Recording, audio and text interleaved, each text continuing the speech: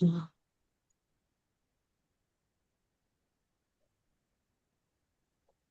കൃഷ്ണ. ശ്രീ ശ്രീ രാധാ ഗോവിന്ദ ഇസ്കോൺ മംഗളൂരിന്റെ ഹരേ കൃഷ്ണ. ശ്രീ ശ്രീ രാധാ ഗോവിന്ദ ഇസ്കോൺ മംഗളൂരിന്റെ 18 ദിവസത്തെ ഗീതാ അധ്യയനത്തിലേക്ക് എല്ലാവർക്കും സ്വാഗതം. ഓം അജ്ഞാനതിമിരാന്ധസ്യ ജ്ഞാനാഞ്ജനശലാക്കയാ ചക്ഷുരുന്മിലിതം യേന തസ്മൈ ശ്രീഗുരവേ നമഃ. ശ്രീചൈതന്യമനോഭീഷ്ടം സ്ഥാപിതം യേന ഭൂതലേ സ്വയം രൂപ കഥാ മഹ്യം ദദാതി സ്വപദാന്തികം. വന്ദേഹം ശ്രീഗുരോ ശ്രീയുതപദകമലം ശ്രീഗുरून् वैष्णवांश्च श्रीरूपं साग्रजातं सहगण रघुनाथान्वितं तं सजीवं साद्वैतं सावधूतं परिजनसहितं कृष्णचैतन्यदेवं श्रीराधाकृष्णपादान् सहगणा ललिता श्रीविशाखान्वितांश्च. हे कृष्ण करुणा सिन्धो दीनबन्धो जगत्पते गोपेश गोपिका कान्ता राधा कान्त नमोऽस्तुते. तप्त काञ्चन गौराङ्गी राधे वृन्दावनेश्वरी वृषभानुसुते देवी प्रणमामि हरिप्रिये. वाञ्छाकल्पतरुभ्यश्च कृपा सिन्धुभ्य एव च पतितानां पावनेभ्यो वैष्णवेभ्यो नमो नमः. नमो ॐ विष्णुपादाय कृष्णपृष्ठाय भूतले श्रीमते भक्तिवेदान्त स्वामिनिति नामिने. नमस्ते सारस्वते देवे गौरवाणी प्रचारिणे निर्विशेष शून्यवादी पाश्चात्य देशतारिणे. जय श्री कृष्ण चैतन्य प्रभु नित्यानंद श्री अद्वैत गदाधरा श्रीवासादि गौर भक्त वृंदा. हरे कृष्णा कृष्ण कृष्ण हरे हरे हरे राम राम राम हरे हरे. हरे कृष्ण. ഇന്നിപ്പോ അധ്യായം ഏതാണ്? 7ാമത്തെ അധ്യായം.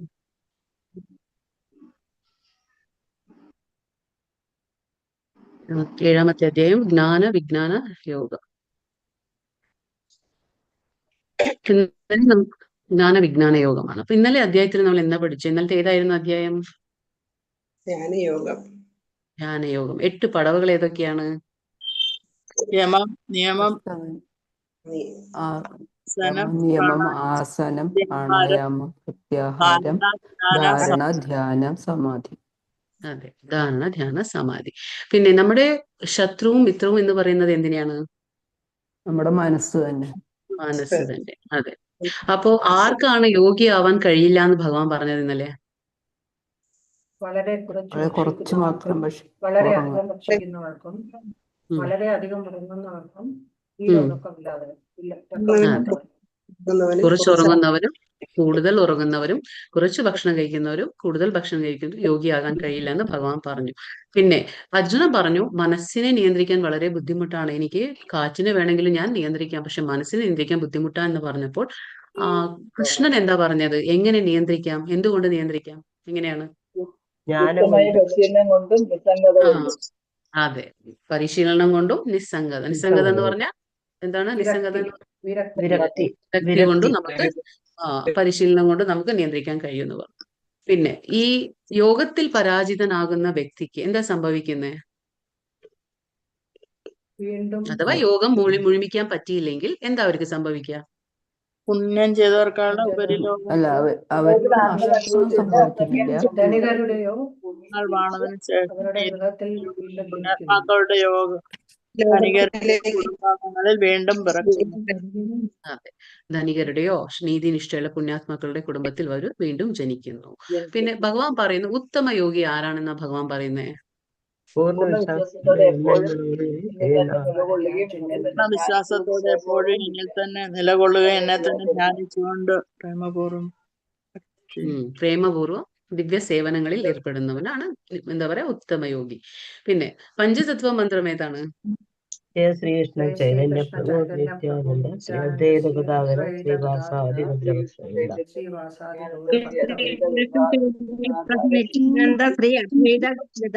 ശ്രീവാസാദി ഗൗരഭക്തവൃന്ദ. ഓക്കെ, അപ്പൊ നാമജപം എങ്ങനെ ചെയ്യണം എന്നാ പറയുന്നേ? എങ്ങനെ ചെയ്യണ്ടേ നാമജപം? ഹരേ കൃഷ്ണ ഹരേ കൃഷ്ണ. ഓരോ അക്ഷരങ്ങളും അതല്ല എങ്ങനെ ഓരോ ചെയ്യണം അക്ഷരം ഓരോ അക്ഷരങ്ങൾ ആദരവോടെ ഭക്തിയോടെ മന്ത്രിച്ചുകൊണ്ട് ഏത് സ്ഥലത്തും എപ്പോഴും ഇരുന്ന് ജപം ചെയ്യാം. അതെ, ഉച്ചത്തിൽ ചൊല്ലണം. ഏത് സമയത്തും നമുക്ക് ചൊല്ലാം. പക്ഷെ നമ്മൾ പറയുന്നത് നമ്മൾ കേട്ടുകൊണ്ടിരിക്കണം. ശ്രവണ കീർത്തനം രണ്ടും നടക്കും. എങ്ങനെ ചെയ്യാൻ പാടില്ല നാമജപം? ഒരു ഭാഗം മാത്രം ടി വി ചൊല്ലുക. കണ്ടും ആഹാരം കഴിച്ചും പുസ്തകമോ പത്രമോ TV വായിക്കുമ്പോൾ വായിക്കുമ്പോൾ പത്രം വായിക്കുമ്പോൾ ഭക്ഷണം കഴിക്കുമ്പോൾ മഹാമന്ത്രത്തിന്റെ ഒരു ഭാഗം മാത്രം ചൊല്ലരുത്. അതെ, മലയിലെ കൃഷ്ണം എന്തി പിടിച്ച വലുതാക്കുന്നേ എന്റെ ഇതിലൂടെയല്ലല്ലോ. അതെ. അപ്പൊ എന്താണ് നമ്മള് പുസ്തകം വായിച്ചുകൊണ്ടോ മൊബൈൽ നോക്കിക്കൊണ്ടോ ഇതാക്കിക്കൊണ്ടോ അങ്ങനെയൊന്നും നമ്മൾ മ്യൂട്ട് ചെയ്യൂ. ആൻസർ പറയാത്തവർ മ്യൂട്ട് ചെയ്യൂ പ്ലീസ്. ആൻസർ പറയാത്തവരൊക്കെ മ്യൂട്ട് ചെയ്യൂ. ഓക്കെ, അപ്പൊ അങ്ങനെ നമ്മൾ ചെയ്യാൻ പാടില്ല എന്ന് പറഞ്ഞു. പിന്നെ നാമജപത്തിന്റെ ഗുണങ്ങൾ എന്തൊക്കെയാണ്?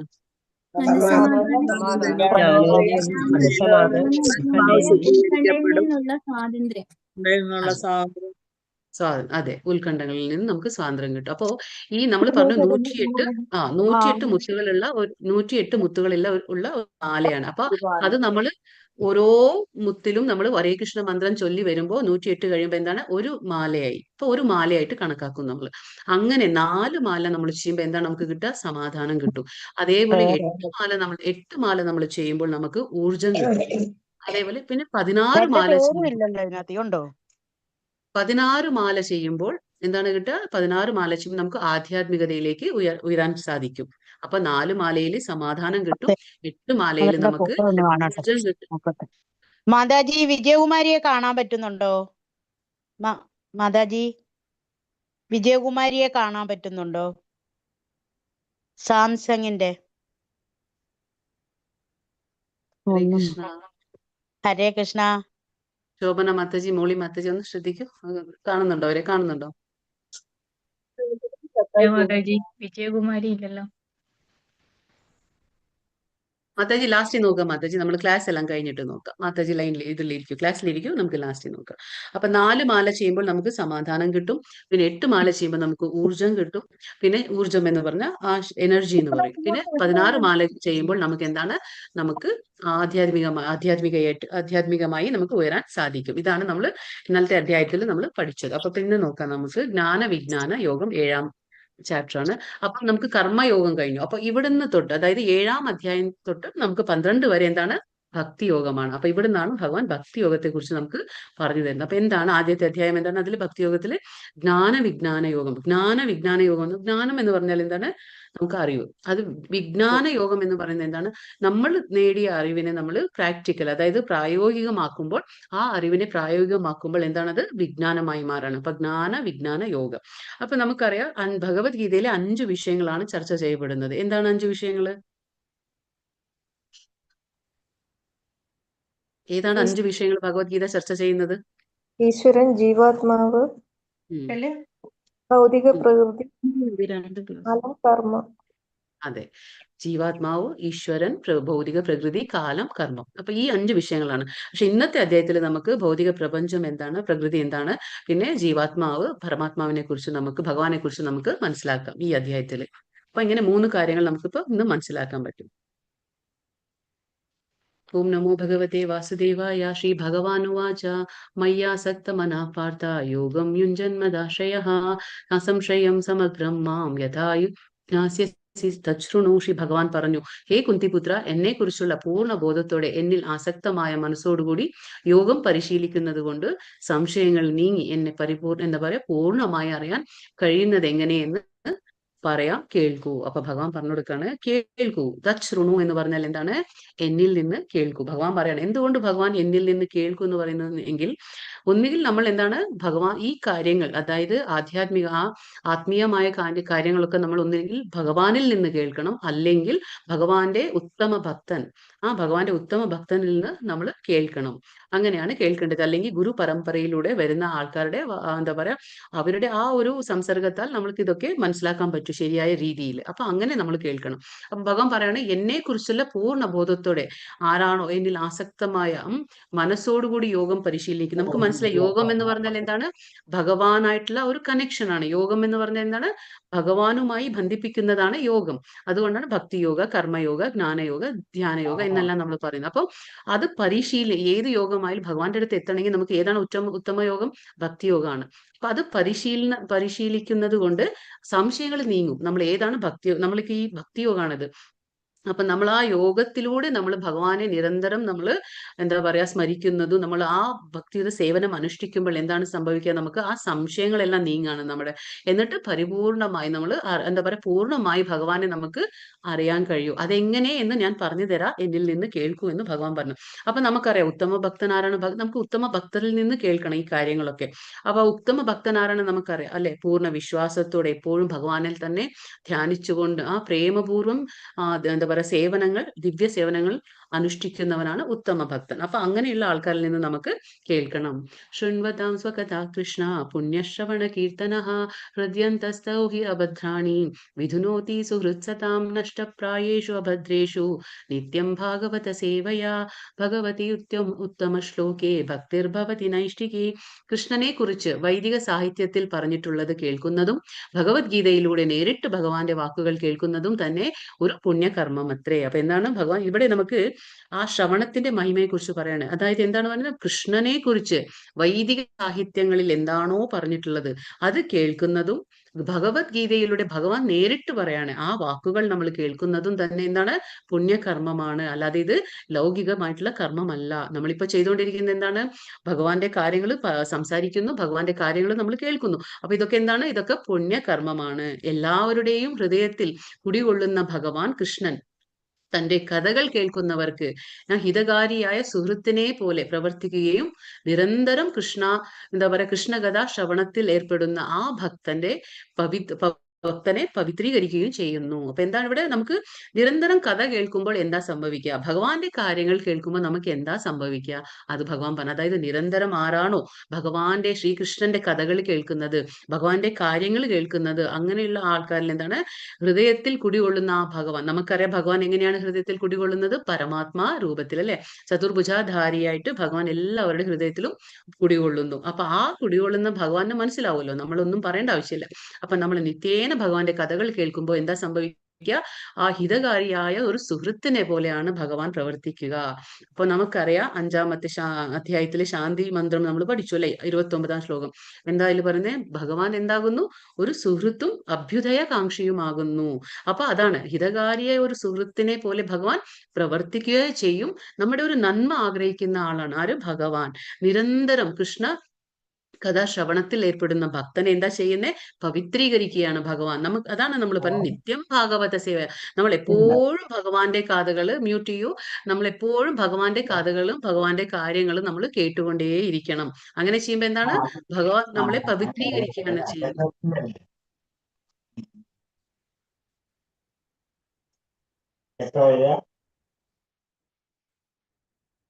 അങ്ങനെ ചെയ്യുമ്പോൾ ഭഗവാൻ എന്താ ചെയ്യുന്നത്? നമ്മളെ പവിത്രീകരിക്കുകയാണ് ചെയ്യുന്നത്. അങ്ങനെ ഹരേ കൃഷ്ണ. ഗീതാമാതാജി ശബ്ദം ഉണ്ടാക്കാതിരിക്കുക, അത് അൺമ്യൂട്ട് ചെയ്യുക. എപ്പോഴും ഓട്ടോമാറ്റിക് ആയിട്ട് അൺമ്യൂട്ട് ആയി പോകുന്നല്ലേ? ഞാൻ മ്യൂട്ട് ചെയ്താലും ഗീത ഹരിദാസ് മാതാജി അൺമ്യൂട്ട് ആവുമ്പോ ദയവായി മ്യൂട്ട് ചെയ്യൂ. കാരണം എന്താ ക്ലാസ് ഡിസ്റ്റർബ് ആവും. അൺമ്യൂട്ട് ആയി വരികയാണ്, ഞാൻ ചെയ്യുന്നില്ല. അതെ, പക്ഷെ നിങ്ങൾ അൺമ്യൂട്ട് ആവുമ്പോൾ ഒന്ന് മ്യൂട്ട് ചെയ്യണം. അതൊന്ന് മ്യൂട്ട് ചെയ്യണേ. കാരണം എന്താ ക്ലാസ് ഡിസ്റ്റർബ് ആവുന്നുണ്ട്, അതുകൊണ്ടാണ്. അപ്പൊ ഒന്ന് മ്യൂട്ട് ചെയ്തേക്കണേ. കാരണം ക്ലാസ് ഡിസ്റ്റർബ്. ഓക്കെ. അപ്പൊ ഭഗവാൻ എന്താ ചെയ്യുന്നത്? ഭക്തനെ പവിത്രീകരിക്കുകയും ചെയ്യുന്നു. അങ്ങനെ തന്നിൽ ഉറങ്ങിക്കിടക്കുന്ന അതീന്ദ്രിയ ജ്ഞാനം ഭക്തനിൽ തനിയെ വളർന്നു വരും. അതീന്ദ്രിയ ജ്ഞാനം എന്ന് പറഞ്ഞാൽ നമ്മൾ എന്താ പറഞ്ഞത്? ഭഗവാന്റെ കാര്യങ്ങളാണ് അതീന്ദ്രിയ ജ്ഞാനം, ദിവ്യജ്ഞാനം. അപ്പൊ അത് എന്താ ഇവിടെ പറയുന്നത്? ഉറങ്ങിക്കിടക്കുന്ന ആ ജ്ഞാനം അത് ഭക്തനിൽ തനിയെ വളർന്നു വരും. എങ്ങനെയാണ് ഈ ഉറങ്ങിക്കിടക്കുന്നത്? നമുക്കറിയാം. നമ്മള് 3-ാം അധ്യായത്തിൽ നമ്മൾ വായിച്ചു, ഭഗവാൻ എന്താ പറയുക ജീവാത്മാക്കളുടെ പരിശുദ്ധിയെ ആവരണം ചെയ്യുന്നത് എന്താണ്? എങ്ങനെ നമ്മൾ ഉപമ കൊടുത്തു അല്ലെ? എങ്ങനെയാണ് മനുഷ്യന്മാരെ ആവരണം ചെയ്തിരിക്കുന്നത്? എങ്ങനെയാണ്? 3 ഉദാഹരണം പറഞ്ഞില്ലേ? പക്ഷി മൃഗാദികളെ എങ്ങനെയാണ്, വൃക്ഷങ്ങളെ എങ്ങനെയാണ്, അപ്പൊ മനുഷ്യന്മാരെ എങ്ങനെയാണ് അത് ആവരണം ചെയ്തിരിക്കുന്നത്? പുകയിൽ പുക തീയിനെ, അതെ, പുക തീയിനെ എന്ന പോലെയാണ് ആവരണം ചെയ്തിരിക്കുന്നത്. അപ്പൊ നമുക്കറിയാം അല്ലെ, അപ്പോ നമ്മുടെ ആ പരിശുദ്ധിയെ അത് ആ ആവരണം ചെയ്തിരിക്കുകയാണ്. അപ്പൊ അതെങ്ങനെ നമ്മൾ ചെയ്യേണ്ടത്? അപ്പൊ നമ്മൾ പുക, അല്ലെ, അടുപ്പിൽ പുക എന്നറിയുമ്പോൾ നമ്മൾ വെറുതെ ഒന്ന് ഊതി കൊടുക്കുമ്പോൾ തീ ആളി കത്തുന്ന പോലെ നമ്മുടെ ഉള്ളിൽ ഉറങ്ങിക്കിടക്കുന്ന ഭഗവാന്റെ അതീന്ദ്രിയ ജ്ഞാനം എങ്ങനെയാണ് അത് വളർന്നു വരും, തനിയെ വളർന്നു വരും. പക്ഷെ എങ്ങനെയാണത് നമ്മൾ ചെയ്തേണ്ടത്? എന്താ ചെയ്യേണ്ടത്?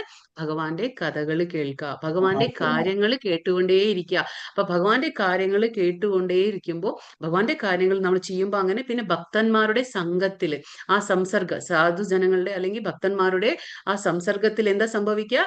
അത് വളർന്നു വരും. ഏതാണ്? നമ്മുടെ ഉള്ളിൽ ഉറങ്ങിക്കിടക്കുന്ന അതീന്ദ്രിയ ജ്ഞാനം. അപ്പൊ അതുകൊണ്ടാണ് നമ്മൾ പറയുന്നത് ഭഗവാന്റെ കാര്യങ്ങൾ നമ്മൾ എപ്പോഴും കേട്ടുകൊണ്ടേ ഇരിക്കണം എന്ന്. ഇത് എന്തുകൊണ്ടാണ് പറയുന്നത്? ഇതുകൊണ്ടാണ് നമ്മൾ പറയുന്നത്. അപ്പൊ വൈദിക ശാസ്ത്രം നമ്മൾ കേൾക്കുന്നത് ഒരു പുണ്യകർമ്മമാണ്. ഭഗവാൻ അവരോട് ഒരു സുഹൃത്തിനെ പോലെ പെരുമാറുകയും ചെയ്യും. പിന്നെ പവിത്രീകരിക്കുകയാണ് എല്ലാവരെയും. ഭഗവാൻ ഉള്ളിലുണ്ടല്ലോ പരമാത്മാഭാവത്തില്. പിന്നെ ഭക്തനെ പവിത്രീകരിക്കുന്നു. ഓരോരുത്തരിലും മുറുങ്ങിക്കിടക്കുന്ന ആ ഒരു അതീന്ദ്രിയ ജ്ഞാനം അത് തനിയെ വളർന്നു വരും. അങ്ങനെയൊക്കെയാണ് നമ്മൾ ആ ശ്രവണത്തിന്റെ മഹിമയെ കുറിച്ച് പറയുന്നതാണ്. മനുഷ്യാണാം സഹസ്രേഷു കശ്ചിദ് യതതി സിദ്ധയേ യതതാമപി സിദ്ധാനാം കശ്ചിന്മാം വേതി തത്വതഃ. ആയിരക്കണക്കിന് ആളുകളിൽ ചിലപ്പോൾ ഒരാൾ പൂർണ്ണത നേടാൻ ഉദ്യമിച്ചേക്കാം. അങ്ങനെ പൂർണ്ണത നേടിയവരിലും ഒന്നിലേറെ പേർ എന്നെ തികച്ചും അറിയുന്നതുമില്ല. അപ്പൊ ഇവിടെ ഭഗവാൻ എന്താ പറഞ്ഞു? ഇപ്പൊ നമുക്ക് ഈ ചിത്രത്തിൽ എന്താ കാണുന്നത്? മാരത്തോൺ. ഇപ്പൊ മാരത്തോൺ എന്ന് പറഞ്ഞാൽ ആയിരക്കണക്കിന് ആൾക്കാർ വരും അല്ലെ മാരത്തോണിൽ. പക്ഷെ ആ ആയിരക്കണക്കിന് ആൾക്കാരും വിജയിക്കോ? ഇല്ല അല്ലെ. കുറച്ച് ദൂരെ ആകുമ്പോഴത്തേക്ക് ഒരുപാട് പേര് അതിൽ നിന്ന് പോയിട്ടുണ്ടാവും. അങ്ങനെ അവസാനം വിജയിക്കുന്നത് ഒരാളല്ലേ. അപ്പൊ അതേപോലെ നമ്മുടെ ഇപ്പോ ഈ ഭക്തി, ഇപ്പൊ ഈ ഭഗവത്ഗീത ക്ലാസ് എന്ന് പറയുമ്പോൾ 10-200 പേര് ഓൺലൈനിൽ രജിസ്റ്റർ ചെയ്യും. പക്ഷെ ക്ലാസ്സിൽ വരുന്നത് എത്ര പേരായിരിക്കും? 10 എന്താ പറയാ, ഒരു 70-80 ആൾക്കാർ വരും. പക്ഷെ വന്നിട്ട് എന്താ പറയാ, ഒരു 18 അധ്യായം കഴിയുന്നവരെ ആരൊക്കെ ഉണ്ടാവില്ല അല്ലെ. അതിലും കുറെ പേര് പകുതിക്കിട്ട് നിർത്തും അല്ലെ. അപ്പൊ അങ്ങനെയാണ് ഭഗവാൻ പറയുന്നത്, ആയിരക്കണക്കിന് ആളുകളിൽ ചിലപ്പോൾ ഒരാൾ പൂർണ്ണത നേടാൻ ഉദ്യമിച്ചേക്കാം. അത്രമാത്രം. ആയിരക്കണക്കില് കുറച്ചു പേര് മാത്രം അതിന് ശ്രമിച്ചേക്കാം. പിന്നെ അങ്ങനെ പൂർണ്ണത നേടിയവരിലും ഒന്നിലേറെ പേർ എന്നെ തികച്ചും അറിയുന്നതും ഇല്ല. ഭഗവാൻ പറയണം അങ്ങനെ ഈ പൂർണ്ണത നേടിയാലും അതിൽ വളരെ കുറവ് പേരാണ് ഭഗവാനെ കുറിച്ച് എന്താ പറയാ ആ മനസ്സിലാക്കേണ്ട രീതിയിൽ മനസ്സിലാക്കുന്നത്. വളരെ കുറച്ചു പേര് മാത്രമാണെന്നും ഭഗവാൻ പറഞ്ഞു തരുന്നു. ഈശ്വര പരമാ കൃഷ്ണ സച്ചിദാനന്ദ വിഗ്രഹ അനാദിരാദി ഗോവിന്ദ സർവകാരണ കാരണം. കൃഷ്ണനാണ് പരംപുരുഷനായ ഭഗവാൻ. ഇത് എന്താ പറയാ ബ്രഹ്മസംഹിതയിലെ വാക്കുകളാണ്, ബ്രഹ്മാവ് പറഞ്ഞിട്ടുള്ള വാക്കുകളാണ്. അപ്പൊ കൃഷ്ണനാണ് പരംപുരുഷനായ ഭഗവാൻ. സർവകാരണങ്ങൾക്കും കാരണഭൂതനും ആദിപുമാനും ആയ ഗോവിന്ദനും അദ്ദേഹം തന്നെ. ആരാണ് ഇതൊക്കെ? ഭഗവാനെ കുറിച്ച് ആരാ പറയുന്നത്? ബ്രഹ്മാവ് പറയുന്നതാണ്.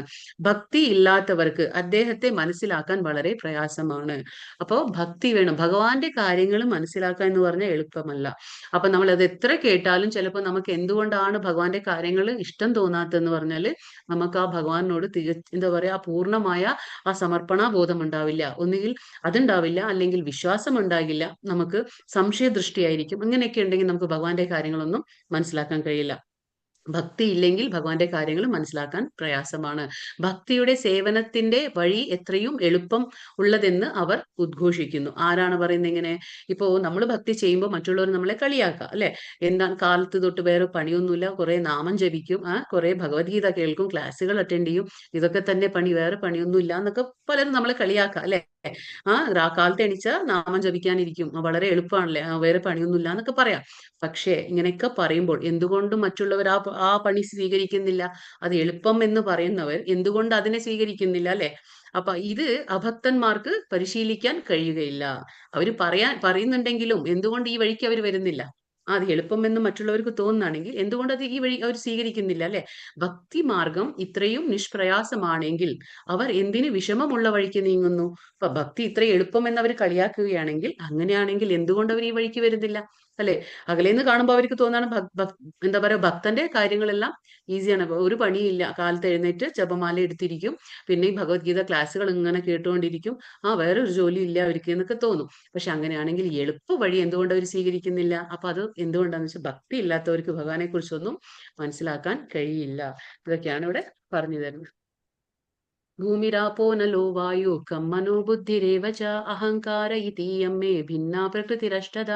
എന്റെ ഭിന്നമായ ഭൗതിക പ്രകൃതി ഭൂമി, ജലം, അഗ്നി, വായു, ആകാശം, മനസ്സ്, ബുദ്ധി, മിഥ്യാഹങ്കാരം എന്നിങ്ങനെ 8 അടങ്ങിയതാണ്. അടങ്ങുന്നതാണ്. നമ്മൾ പറഞ്ഞു അല്ലെ, ഇതൊക്കെ എന്താണ്? ഭൂമി, ജലം, അഗ്നി, വായു, ആകാശം, എന്താണ് ഇതൊക്കെ? പഞ്ചഭൂതങ്ങൾ. പഞ്ചഭൂതങ്ങൾ. പഞ്ചമഹാഭൂതങ്ങളാണ്. അപ്പൊ നമ്മൾ പറഞ്ഞിരുന്നു അല്ലെ, ജഡവസ്തുക്കൾ എന്ന് പറഞ്ഞാൽ ഇതൊക്കെ തന്നെ. അപ്പൊ ഇത് എന്താണ്? പഞ്ചമഹാഭൂതങ്ങൾ. അതിന്റെ കൂടെ എന്താ ഭഗവാൻ പറയുന്നത്? മനസ്സ്, ബുദ്ധി, മിഥ്യാഹങ്കാരം എന്നിങ്ങനെ 8 എന്താണ്? എന്റെ ഭിന്നമായ ഭൗതിക പ്രകൃതി. നമ്മൾ പറഞ്ഞു ഈ അധ്യായത്തിൽ ഭഗവാൻ ഭൗതിക പ്രകൃതിയെ കുറിച്ച് സംസാരിക്കാൻ പോവാണ്. അപ്പൊ ഭഗവാൻ പറയാണ് എന്റെ ഭൗതിക പ്രകൃതി എങ്ങനെയാണ്? ഈ 5 മഹാഭൂതങ്ങളും അത് കൂടാതെ മനസ്സും ബുദ്ധിയും മിഥ്യാഹങ്കാരമുണ്ട്. എന്താണ് മിഥ്യാഹങ്കാരം എന്ന് പറയുന്നത്? നമ്മൾ ഈ കാണുന്ന ശരീരം എന്ന് തെറ്റിദ്ധരിക്കുന്നതാണ് മിഥ്യാഹങ്കാരം. നമ്മൾ എന്താണ് ശരിക്കും? നമ്മൾ ആത്മാവാണ് അല്ലെ? നമ്മൾ 2ാമത്തെ അധ്യായത്തിൽ പഠിച്ചു നമ്മൾ ആത്മാവാണ്. പക്ഷെ നമ്മൾ വിചാരിക്കും നമ്മൾ ഈ കാണുന്ന ശരീരം, ഞാൻ സ്ത്രീ, പുരുഷൻ എന്ന ആ ഒരു തെറ്റായ തിരിച്ചറിയൽ നമ്മുടെ ശരീരത്തെ കുറിച്ച്, അതാണ് മിഥ്യ അഹങ്കാരം. അപ്പൊ നമ്മൾ പറഞ്ഞു ഭൂമി, ജലം, അഗ്നി, വായു എന്ന് പറയുന്നത് എന്താണ്? ആ ജഡവസ്തുക്കൾ, അത് പഞ്ചമഹാഭൂതം. പിന്നെന്താണ്? 3 നമ്മൾ പറഞ്ഞു മനസ്സ്, ബുദ്ധി, മിഥ്യാഹങ്കാരം. ഇതെന്താണ്?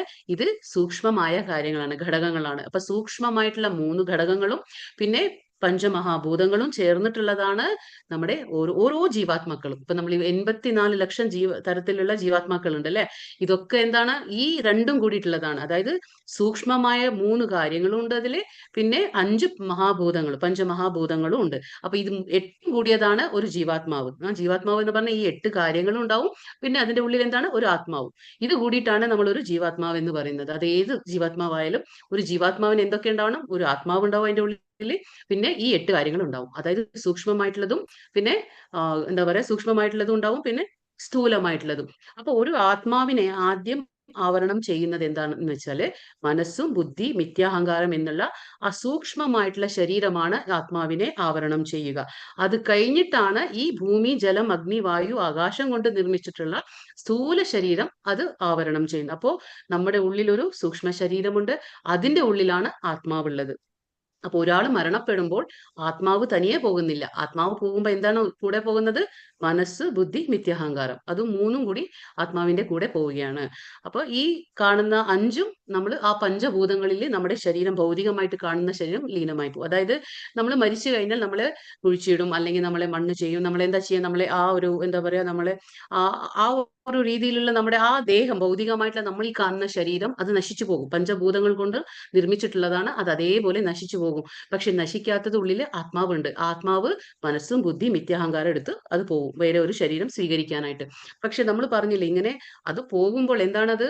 അത് നമ്മുടെ മനസ്സും ബുദ്ധി കൊണ്ടുപോകുന്നുണ്ട്. അപ്പൊ അതാണ് നമ്മൾ പറയുന്നത്, നമ്മുടെ മനസ്സും ബുദ്ധിയും നമ്മൾ എന്താ പറയാ ശുചിത്വം പാലിക്കണം. നമ്മൾ അതില് അത് ഭഗവാനിലേക്ക് നമ്മൾ അർപ്പിക്കണം. അല്ലെങ്കിൽ എന്താണ്? നമ്മുടെ മനസ്സിൽ ഒരു എന്താ പറയാ പലരെയും കാണുമ്പോൾ നമുക്ക് അവരോടുള്ള ഇഷ്ടം ഉണ്ടാവും, ഇഷ്ടക്കേടുണ്ടാവും, നമുക്ക് മറ്റുള്ളവരോട് അസൂയ ഉണ്ടാവും, നമുക്ക് മറ്റുള്ളവരെ കാണുമ്പോൾ ഒരു വെറുപ്പുണ്ടാവും. ഇങ്ങനെയുള്ള ആ ഒരു വികാരങ്ങൾ നമ്മൾ മനസ്സിൽ സൂക്ഷിച്ചു വെക്കും അല്ലെ? അപ്പൊ ആ ബുദ്ധിയും മനസ്സും ഒക്കെ അത് എന്താ പറയാ അത് പ്യുവർ അല്ലെങ്കിൽ അത് എന്താണ് സംഭവിക്കുക? അത് നമ്മൾ അതിന്റെ അടിസ്ഥാനത്തിലാണ് നമുക്ക് അടുത്ത ശരീരം പോലും നമുക്ക് കിട്ടുന്നത്. അപ്പൊ അതുകൊണ്ടാണ് ഭഗവാൻ പറയുന്നത് മനസ്സും ബുദ്ധി ഇതെല്ലാം നമ്മൾ ആരിലാണ്? ഭഗവാനിലെ എന്താ പറയാ വ്യാപരിക്കണം. എങ്കിൽ മാത്രമേ നമുക്ക് അത് ശുദ്ധീകരിക്കപ്പെടുള്ളൂ. അതുകൊണ്ടാണ് നമ്മൾ ഹരിനാമ ജപം ചെയ്യുന്നത്. എന്തുകൊണ്ടാണ്? മനസ്സും ബുദ്ധിയൊക്കെ പ്യൂരിഫൈ ചെയ്യാനാണ്. പിന്നെ നമ്മൾ പറഞ്ഞു നമുക്കൊക്കെ ഇപ്പൊ ഇത്രയും എന്താ പറയാ നമുക്ക് മനസ്സിലാക്കിയിട്ടുള്ള എന്താണ്? വിഷ്ണു എന്ന് പറഞ്ഞ ഒരു വിഷ്ണു എന്ന് മാത്രം അല്ലെ? അങ്ങനെയല്ല. വിഷ്ണു എന്ന് പറയുമ്പോൾ 3 വിഷ്ണു ഉണ്ട്, വിഷ്ണു രൂപങ്ങളുണ്ട്. അതേതാണ്? അത് ഭഗവാൻ ശ്രീകൃഷ്ണന്റെ പുരുഷ അവതാരങ്ങളാണ്. അതായത് ഭഗവാന്റെ രൂപവിസ്തരങ്ങളാണ് 3 തരത്തിലുള്ള വിഷ്ണു രൂപങ്ങൾ. അത് നമുക്ക് 9ാം അധ്യായത്തിൽ വീണ്ടും പഠിക്കാം. പക്ഷെ ഇപ്പൊ ഞാനൊന്ന് സിമ്പിൾ ആയിട്ട് പറഞ്ഞുതരാം. അതെന്താണെന്ന് വെച്ചാൽ ആദ്യത്തെ വിഷ്ണു കാരണോദക സായി വിഷ്ണു, ആദ്യത്തെ. 2ാമത്തെ വിഷ്ണുവിന്റെ പേര് ഗർഭോദക സായി വിഷ്ണു. 3ാമത്തെ വിഷ്ണുവിന്റെ പേര് ക്ഷീരോദക സായി വിഷ്ണു. അപ്പൊ എന്താണ് ഈ കാരണോദക സായി വിഷ്ണു എന്ന് പറഞ്ഞാൽ? ഇതൊക്കെ ഭഗവാന്റെ രൂപവിസ്തരങ്ങളാണ്. ഭഗവാന്റെ എന്താണ്? പുരുഷ അവതാരങ്ങളാണ് ഭഗവാന്റെ. അപ്പൊ ഈ ഓരോ വിഷ്ണുവിന് ഓരോ ജോലി കൊടുത്തിരിക്കുകയാണ് ഭഗവാൻ. അതെന്താണ്? ആദ്യത്തെ ഉദക എന്ന് പറഞ്ഞ എന്താണ്? സമുദ്രം. അപ്പൊ കാരണ ഉദക വിഷ്ണു, കാരണോ ഉദക സായി വിഷ്ണു എന്ന് പറയുമ്പോ കാരണം എന്ന ആ സമുദ്രത്തിൽ ശയിക്കുന്നവനാണ് കാരണോദകശായി വിഷ്ണു. അപ്പൊ ആ വിഷ്ണുവിന്റെ ജോലി എന്താന്ന് വെച്ചാല് ഈ ഇങ്ങനെ കാണുന്ന മഹാപ്രപഞ്ചത്തെ സൃഷ്ടിക്കുന്നതാണ്. നമ്മൾ കാണുന്ന ഈ പ്രപഞ്ചങ്ങളിലെ ആ പ്രപഞ്ചങ്ങളെ സൃഷ്ടിക്കുന്നതാണ് കാരണോദകശായി വിഷ്ണുവിന്റെ ജോലി. അത് നമ്മുടെ ഈ കാണുന്ന ഭൗതിക പ്രപഞ്ചം 14 ലോകങ്ങൾ ഉൾക്കൊള്ളുന്നുണ്ട്. അത് കാണാൻ എങ്ങനെയാണ് ഒരു ബ്രഹ്മാണ്ടം എന്ന് പറയും നമ്മൾ. അണ്ടം എന്ന് പറഞ്ഞാൽ ഒരു മുട്ടയുടെ ഷേപ്പിലാണ്. അപ്പൊ ബ്രഹ്മാണ്ടം, അപ്പോ ഓരോ ബ്രഹ്മാണ്ടങ്ങളെ ക്രിയേറ്റ് ചെയ്യുന്നതാണ്, സൃഷ്ടിക്കുന്നതാണ് കാരണോദകശായി വിഷ്ണുവിന്റെ ജോലി. അത് കഴിഞ്ഞിട്ട് ആ ബ്രഹ്മാണ്ടങ്ങളെ സൃഷ്ടിച്ചു കഴിഞ്ഞിട്ട് രണ്ടാമത്തെ വിഷ്ണു ഗർഭോദകശായി വിഷ്ണു അതെന്താ ചെയ്യുന്നത്? ആ വിഷ്ണു എന്താ ചെയ്യുന്നത്? ഓരോ ബ്രഹ്മാണ്ടത്തിന്റെ ഉൾപോവുകയാണ്. അപ്പൊ എല്ലാ ബ്രഹ്മാണ്ടങ്ങളുടെ ഉള്ളിലേക്ക് കയറി അവിടെ ഗർഭോദക എന്നുള്ള സമുദ്രത്തിന്റെ മുകളില് ശയിക്കുകയാണ് ഗർഭോദകശായി വിഷ്ണു. എന്നിട്ട് ആ വിഷ്ണുവിന്റെ പൊക്കിൾ കുടിയിലാണ് താമരത്തണ്ട് വരുന്നത്. അവിടെ താമരത്തണ്ടിൽ അങ്ങനെ വരുന്ന താമരയിലാണ് ഇരിക്കുന്നത് ആരാണ്? ബ്രഹ്മാവ്. അങ്ങനെയാണ്. അതാണ് ഏറ്റവും ഉന്നതമായ ലോകം ഭൂമണ്ഡലത്തിൽ. അതായത് നമ്മുടെ ഈ ഭൗതിക പ്രപഞ്ചത്തിലെ ഏറ്റവും മികച്ച ലോകം ബ്രഹ്മാവിന്റെയാണ്. അതിനെ നമ്മൾ സത്യലോകം എന്ന് പറയും. ബ്രഹ്മലോകം അല്ലെങ്കിൽ സത്യലോകം എന്ന് പറയും. അപ്പൊ അവിടെയാണ് ബ്രഹ്മാവ് ഇരിക്കുന്നത്. അപ്പോ ഇത് രണ്ടാമത്തെ വിഷ്ണുവിന്റെ ജോലി. മൂന്നാമത്തെ വിഷ്ണു ആണ് ക്ഷീരോദകശായി വിഷ്ണു. അപ്പൊ ഈ വിഷ്ണു ആണ് നമ്മൾ പറഞ്ഞത് എല്ലാവരുടെ ഹൃദയത്തില് പരമാത്മാ രൂപത്തിൽ വസിക്കുന്നത് ആരാണ്? ക്ഷീരോദകശായി വിഷ്ണു ആണ്. ചതുർഭുജാധാരിയായിട്ട് ശംഖ്, ചക്ര, ഗദ, പദ്മം ആ 4 കൈകളില് ഓരോന്നും പിടിച്ച് ഇങ്ങനെ ഈ 4 ചതുർഭുജാധാരിയായിട്ട് എല്ലാവരുടെ ഹൃദയത്തിൽ പരമാത്മാ രൂപത്തിൽ ഇരിക്കുന്ന ആരാണ്? മൂന്നാമത്തെ വിഷ്ണു, ക്ഷീരോദകശായി വിഷ്ണു. അപ്പൊ ഓരോ വിഷ്ണുവിനും ഓരോ ജോലികളുണ്ട്. അത് നമുക്ക് കൂടുതൽ ഇനി വരുന്ന അധ്യായങ്ങളിൽ മനസ്സിലാക്കാൻ പറ്റും. अपरेयं मितस्त्वन्यां प्रकृतिं विद्धि मे परां जीवभूता महाबाहो യേദം ധാര്യത്തെ ജഗത്.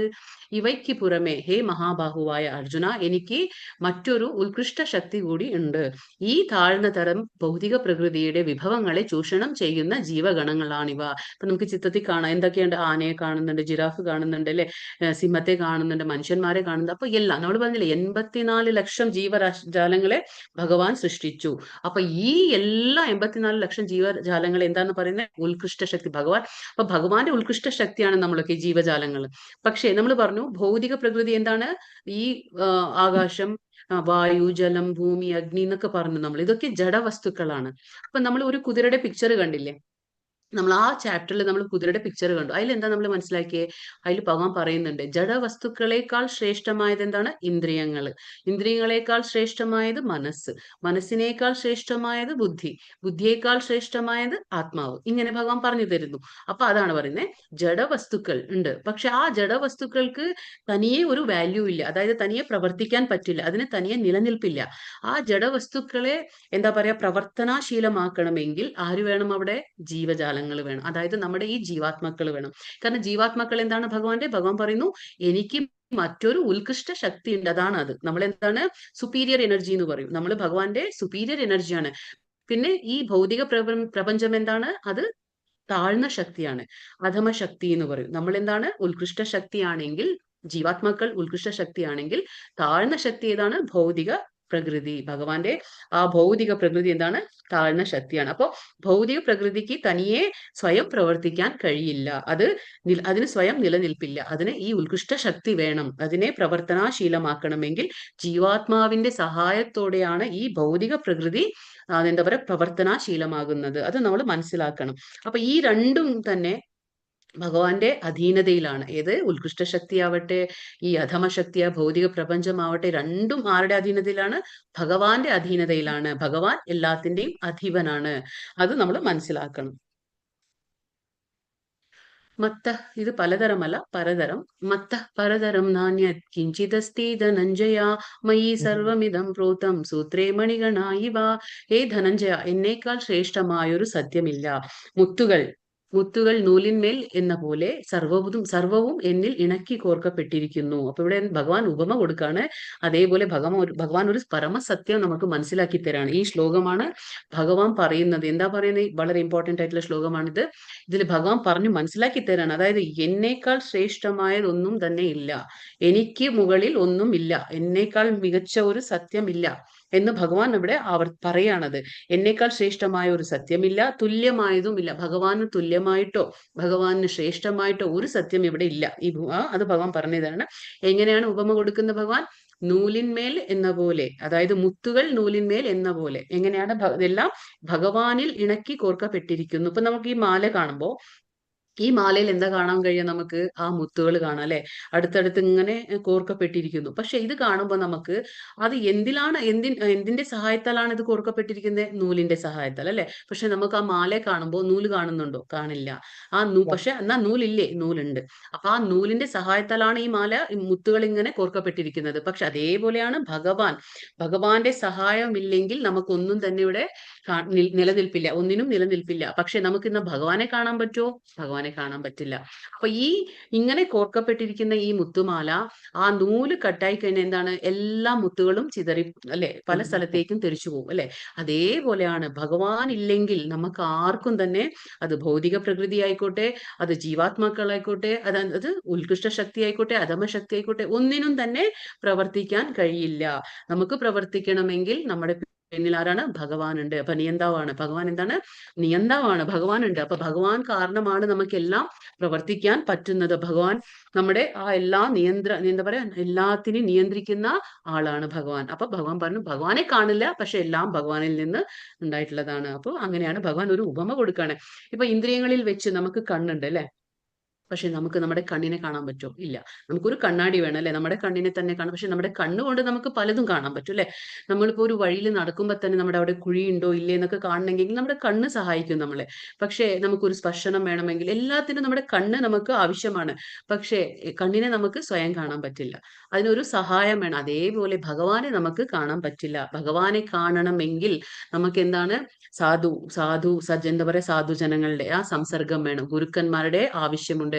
അപ്പൊ കാരണം അവരെങ്ങനെയാണ് ഈ ശാസ്ത്രത്തിന്റെ കണ്ണിലൂടെ, അതായത് ഈ ശാസ്ത്രങ്ങളുടെ കണ്ണിലൂടെ നമുക്ക് ഭഗവാനെ കാണിച്ചു തരും. അപ്പൊ ശാസ്ത്രചക്ഷു എന്ന് പറയും നമ്മള്. ശാസ്ത്രചക്ഷു എന്ന് പറഞ്ഞാൽ ശാസ്ത്രങ്ങളിലൂടെ നമ്മൾ ഭഗവാനെ മനസ്സിലാക്കുന്നത്, ശാസ്ത്രങ്ങളിലൂടെ നമ്മൾ ഭഗവാനെ അറിയുന്നത്. എങ്ങനെ? അതൊക്കെയാണ്. അത് ആരാ പറഞ്ഞു തരാം? നമുക്കൊരു ഗുരു. അതുകൊണ്ടാണ് നമുക്ക് ആധ്യാത്മികമായിട്ടൊരു ഗുരുവിന്റെ വളരെ ആവശ്യമുണ്ട്. ഗുരു ഇല്ലെങ്കിൽ നമുക്ക് ഭഗവാനെ കുറിച്ച് ഒന്നും തന്നെ നമുക്ക് മനസ്സിലാക്കാൻ പറ്റില്ല. അല്ലെങ്കിൽ നമ്മുടെ ഊഹാപോഹങ്ങളായിരിക്കും, നമ്മുടെ മനസ്സിന്റെ ഓരോ തോന്നലുകളായിരിക്കും. നമ്മൾ വായിച്ചു കഴിയുമ്പോൾ ശാസ്ത്രങ്ങൾ എന്താണ്, നമ്മുടെ മനസ്സിന് തോന്നുന്ന രീതിയിൽ നമ്മൾ അത് മനസ്സിലാക്കും. പക്ഷെ ഗുരു ഉണ്ടെങ്കിൽ ഗുരുവിന്റെ കണ്ണിലൂടെ, ആ ശാസ്ത്രത്തിന്റെ കണ്ണിലൂടെ നമ്മൾ ഭഗവാനെ മനസ്സിലാക്കാൻ ശ്രമിക്കും. ഇതും വളരെ ഇമ്പോർട്ടന്റ് ആയിട്ടുള്ള ശ്ലോകമാണ്. രസോഹം അപ്സു കൗന്തേയ പ്രഭാസ്മി ശശി സൂര്യയോ പ്രണവഃ സർവവേദേഷു ശബ്ദക്കേ പൗരുഷം ഋഷു. ഇവിടെ എന്താ ഭഗവാൻ പറയുന്നത്? ഹേ കുന്തിപുത്ര, ജലത്തിലെ രസവും സൂര്യചന്ദ്രന്മാരിലെ പ്രകാശവും വേദമന്ത്രങ്ങളിലെ പ്രണവവും ആകാശത്തിലെ ശബ്ദവും പുരുഷന്മാരിലെ പൗരുഷവും ഞാനാകുന്നു. ഭഗവാൻ എന്തൊക്കെയാകുന്നു എന്ന് ഭഗവാൻ പറഞ്ഞുതരാണ് ഇവിടെ. എന്താ പറയുന്നത്? ജലത്തിലെ രസവും. അപ്പൊ നമുക്ക് തോന്നായിരിക്കും, എന്താ ഭഗവാൻ ഇങ്ങനെ പറയുന്നത് അല്ലെ, ജലത്തിലെ രസം ഞാനാണെന്ന് ഭഗവാൻ പറയുന്നു. എന്തേ? നമുക്കറിയാം അല്ലെ, വെള്ളത്തിനൊരു ടേസ്റ്റ് ഉണ്ട്, വെള്ളത്തിനൊരു രുചിയുണ്ട്. നമുക്കറിയാം കടലിലെ വെള്ളം എന്താണ്? ഉപ്പ് രസമുണ്ട് അല്ലെ. പക്ഷെ അല്ലാതെ ഇപ്പൊ നമുക്ക് വെള്ളം കുടിക്കുമ്പോൾ നമുക്ക് ആ ഒരു രുചി എപ്പോഴാണ് മനസ്സിലാവാന്ന് പറഞ്ഞാൽ, നമ്മൾ വേനൽക്കാലത്ത് നമ്മൾ ഒരുപാട് ടയർഡായി, നമുക്ക് ഒരുപാട് ദാഹം തോന്നുമ്പോൾ നമ്മൾ വെള്ളം കുടിക്കുമ്പോൾ ശരിക്കും നമുക്ക് ആ വെള്ളത്തിന്റെ രുചി നമുക്ക് മനസ്സിലാകും. അപ്പൊ ഭഗവാൻ പറയണ, ആ വെള്ളത്തിലെ രുചി ഞാനാകുന്നു. സൂര്യചന്ദ്രന്മാരിലെ പ്രകാശവും ഞാനാകുന്നു. ചന്ദ്രന്റെ ആ നിലാവും സൂര്യന്റെ ആ വെളിച്ചവും ഇതൊക്കെ ആരാണ്? ഭഗവാൻ തന്നെ ആകുന്നു. വേദമന്ത്രങ്ങളിലെ പ്രണവവും, നമുക്ക് ഏത് വേദമന്ത്രങ്ങൾ എടുത്താലും അതിന്റെ തുടക്കത്തിൽ നമ്മൾ എന്താ പറയാ? ഓം എന്ന് പറയും അല്ലെ. അപ്പൊ ഈ ഓം എന്ന് പറയുന്നത് പ്രണവമാണ്. അത് ഭഗവാനാണ്, ഭഗവാൻ ശ്രീകൃഷ്ണനാകുന്നു. അപ്പോ എല്ലാ വേദമന്ത്രങ്ങളിലെ പ്രണവവും ഞാനാകുന്നു. ആകാശത്തിലെ ശബ്ദവും. എന്തുകൊണ്ട് നമ്മളിപ്പോ ആകാശത്തിലെ ശബ്ദം എന്ന് പറയുന്നു എന്ന് വെച്ചാല്, നമ്മളിപ്പോ പറഞ്ഞു പഞ്ചമഹാഭൂതങ്ങൾ അല്ലെ, ആകാശം, വായു, അഗ്നി, ജലം, പിന്നെന്താ ഭൂമി. ഇതൊക്കെ എന്താണ്? പഞ്ചമഹാഭൂതങ്ങൾ. പക്ഷെ ഈ പഞ്ചമഹാഭൂതങ്ങൾക്ക് എന്താണ്? തന്മാത്രകളുണ്ട്. ഓരോന്നിനും ഓരോന്ന് തന്മാത്ര ഉണ്ട്. അപ്പൊ ആകാശത്തിന് ശബ്ദമാണെങ്കിൽ വായുവിന് രൂപം, എന്താ പറയാ, സ്പർശമുണ്ട്. പിന്നെ അഗ്നിക്ക് രൂപം, ജലത്തിന് രസം, പിന്നെ ഭൂമിക്ക് ഗന്ധം. ഇങ്ങനെ ഓരോന്നിനും ഓരോ തന്മാത്രകളുണ്ട്. അപ്പൊ അതാണ് പറയുന്നത് ശബ്ദം കേ പൗരുഷം ഋഷു. അപ്പൊ ആകാശത്തിന്റെ ശബ്ദം ഞാനാകുന്നു. പുരുഷന്മാരിലെ നമ്മൾ പറയില്ലേ പൗരുഷം, ഒരു പുരുഷത്വം ഉണ്ടെങ്കിൽ, ആണിലെ ഒരു പുരുഷത്വം ഉണ്ടെങ്കിൽ അത് ആരാകുന്നു? അത് ഭഗവാൻ തന്നെ ആകുന്നു. ബീജം മാം സർവഭൂതാനാം വിദ്ധി പാർത്ഥ സനാതനം ബുദ്ധിർബുദ്ധിമതാമസ്മി തേജസ് തേജസ്വിനാമഹം. ഹേ കുന്തിപുത്ര, സർവ്വജീവജാലങ്ങളുടെയും ആദി ബീജം ഞാനാണെന്ന് നീ അറിയണം. ബുദ്ധിമാന്മാരുടെ ബുദ്ധിയും ശക്തിയും തേജസ്വികളുടെ തേജസ്സും ഞാൻ തന്നെ. അപ്പൊ ഭഗവാൻ പറയാണ്, ഇപ്പൊ നമ്മൾ ഒരാളെ കാണുമ്പോൾ എന്തൊരു തേജസ്സാന്ന് ചിന്തിക്കണമെങ്കിൽ ആ തേജസ് ആരാകുന്നു? അത് ഭഗവാൻ തന്നെ ആകുന്നു. അതേപോലെ സർവ്വ ജീവജാലങ്ങൾ, നമ്മൾ പറഞ്ഞില്ലേ 84 ലക്ഷം ജീവജാലങ്ങളുണ്ട്. ആ ഈ 84 ലക്ഷം ജീവജാലങ്ങളുടെ ആദി ബീജം ഞാനാണെന്ന്. കാരണം ഭഗവാൻ മാത്രമാണ് ഒരു പുരുഷൻ. ബാക്കി കാണുന്നതെല്ലാം പ്രകൃതിയാണ്. പ്രകൃതി എന്ന് പറഞ്ഞാൽ സ്ത്രീയാണ്. അതായത് ഈ നമ്മളിപ്പോ കാണുന്ന ഭൗതിക പ്രകൃതി എന്താണ്? ഒരു അമ്മയെ പോലെ അല്ലെങ്കിൽ ഒരു സ്ത്രീ എന്ന രൂപത്തിലാണ് കാണുന്നത്. അപ്പോൾ ആ പുരുഷനാണ്, സിംഗിൾ ആയിട്ടുള്ള ഒരു ഒറ്റ പുരുഷൻ എന്ന് പറയുമ്പോൾ അതാരാണ്? അതാ ശ്രീകൃഷ്ണനാണ്. പരമ നിയന്താവും പരമഭോക്താവാണ് ഭഗവാൻ. അപ്പൊ നമ്മൾ മനസ്സിലാക്കിയല്ലോ, 5:29 നമ്മൾ മനസ്സിലാക്കി, കൃഷ്ണൻ ആരാണ്? ഭോക്താവാണ്. ഭോക്താരാം യജ്ഞ തപസാം, സർവ്വ യജ്ഞങ്ങളുടെയും തപസ്സുകളുടെയും ഭോക്താവാണ് കൃഷ്ണൻ. അപ്പോ ഭഗവാനാണ് ഒരു പുരുഷൻ. അപ്പൊ ആ പുരുഷനിൽ നിന്ന് എന്താ പറയുക, സർവ്വ ജീവജാലങ്ങളും സൃഷ്ടിക്കപ്പെട്ടിട്ട്. അതുകൊണ്ടാണ് ഭഗവാൻ പറയുന്നത് ആദി ബീജം ഞാനാകുന്നു.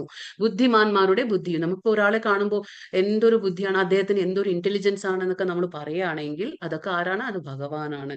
പിന്നെ ഒരു വ്യക്തിയുടെ ശക്തിയും ബുദ്ധിയും തേജസ്സും എല്ലാം ഭഗവാൻ തന്നെ ആകുന്നു. ഏ ചൈവ സാത്വികാ ഭാവ രാജസാസ്താമസാശ്ചയേ മത്ത ഏവേതി താൻ വിദ്ധി നത്വഹം തേഷു തേമയി. സാത്വികങ്ങളും രാജസങ്ങളും താമസങ്ങളുമായ എല്ലാ അവസ്ഥകളും എന്റെ ശക്തിയുടെ ബഹിസ്ഫുരണങ്ങളാണ്. ഒരർത്ഥത്തിൽ അവയെല്ലാം ഞാൻ തന്നെ, എങ്കിലും ഞാൻ അവയ്ക്ക് അധീനനല്ല. ഞാൻ ഭൗതിക ഗുണങ്ങൾക്ക് അധീനനല്ല, മറിച്ച് അവയെല്ലാം എന്നിൽ നിലകൊള്ളുന്നു. അപ്പൊ ഇവിടെ എന്താ ഭഗവാൻ പറയുന്നത്? 3 ഗുണങ്ങൾ നമ്മൾ മനസ്സിലാക്കി അല്ലെ? സത്വ രജസ് തമ.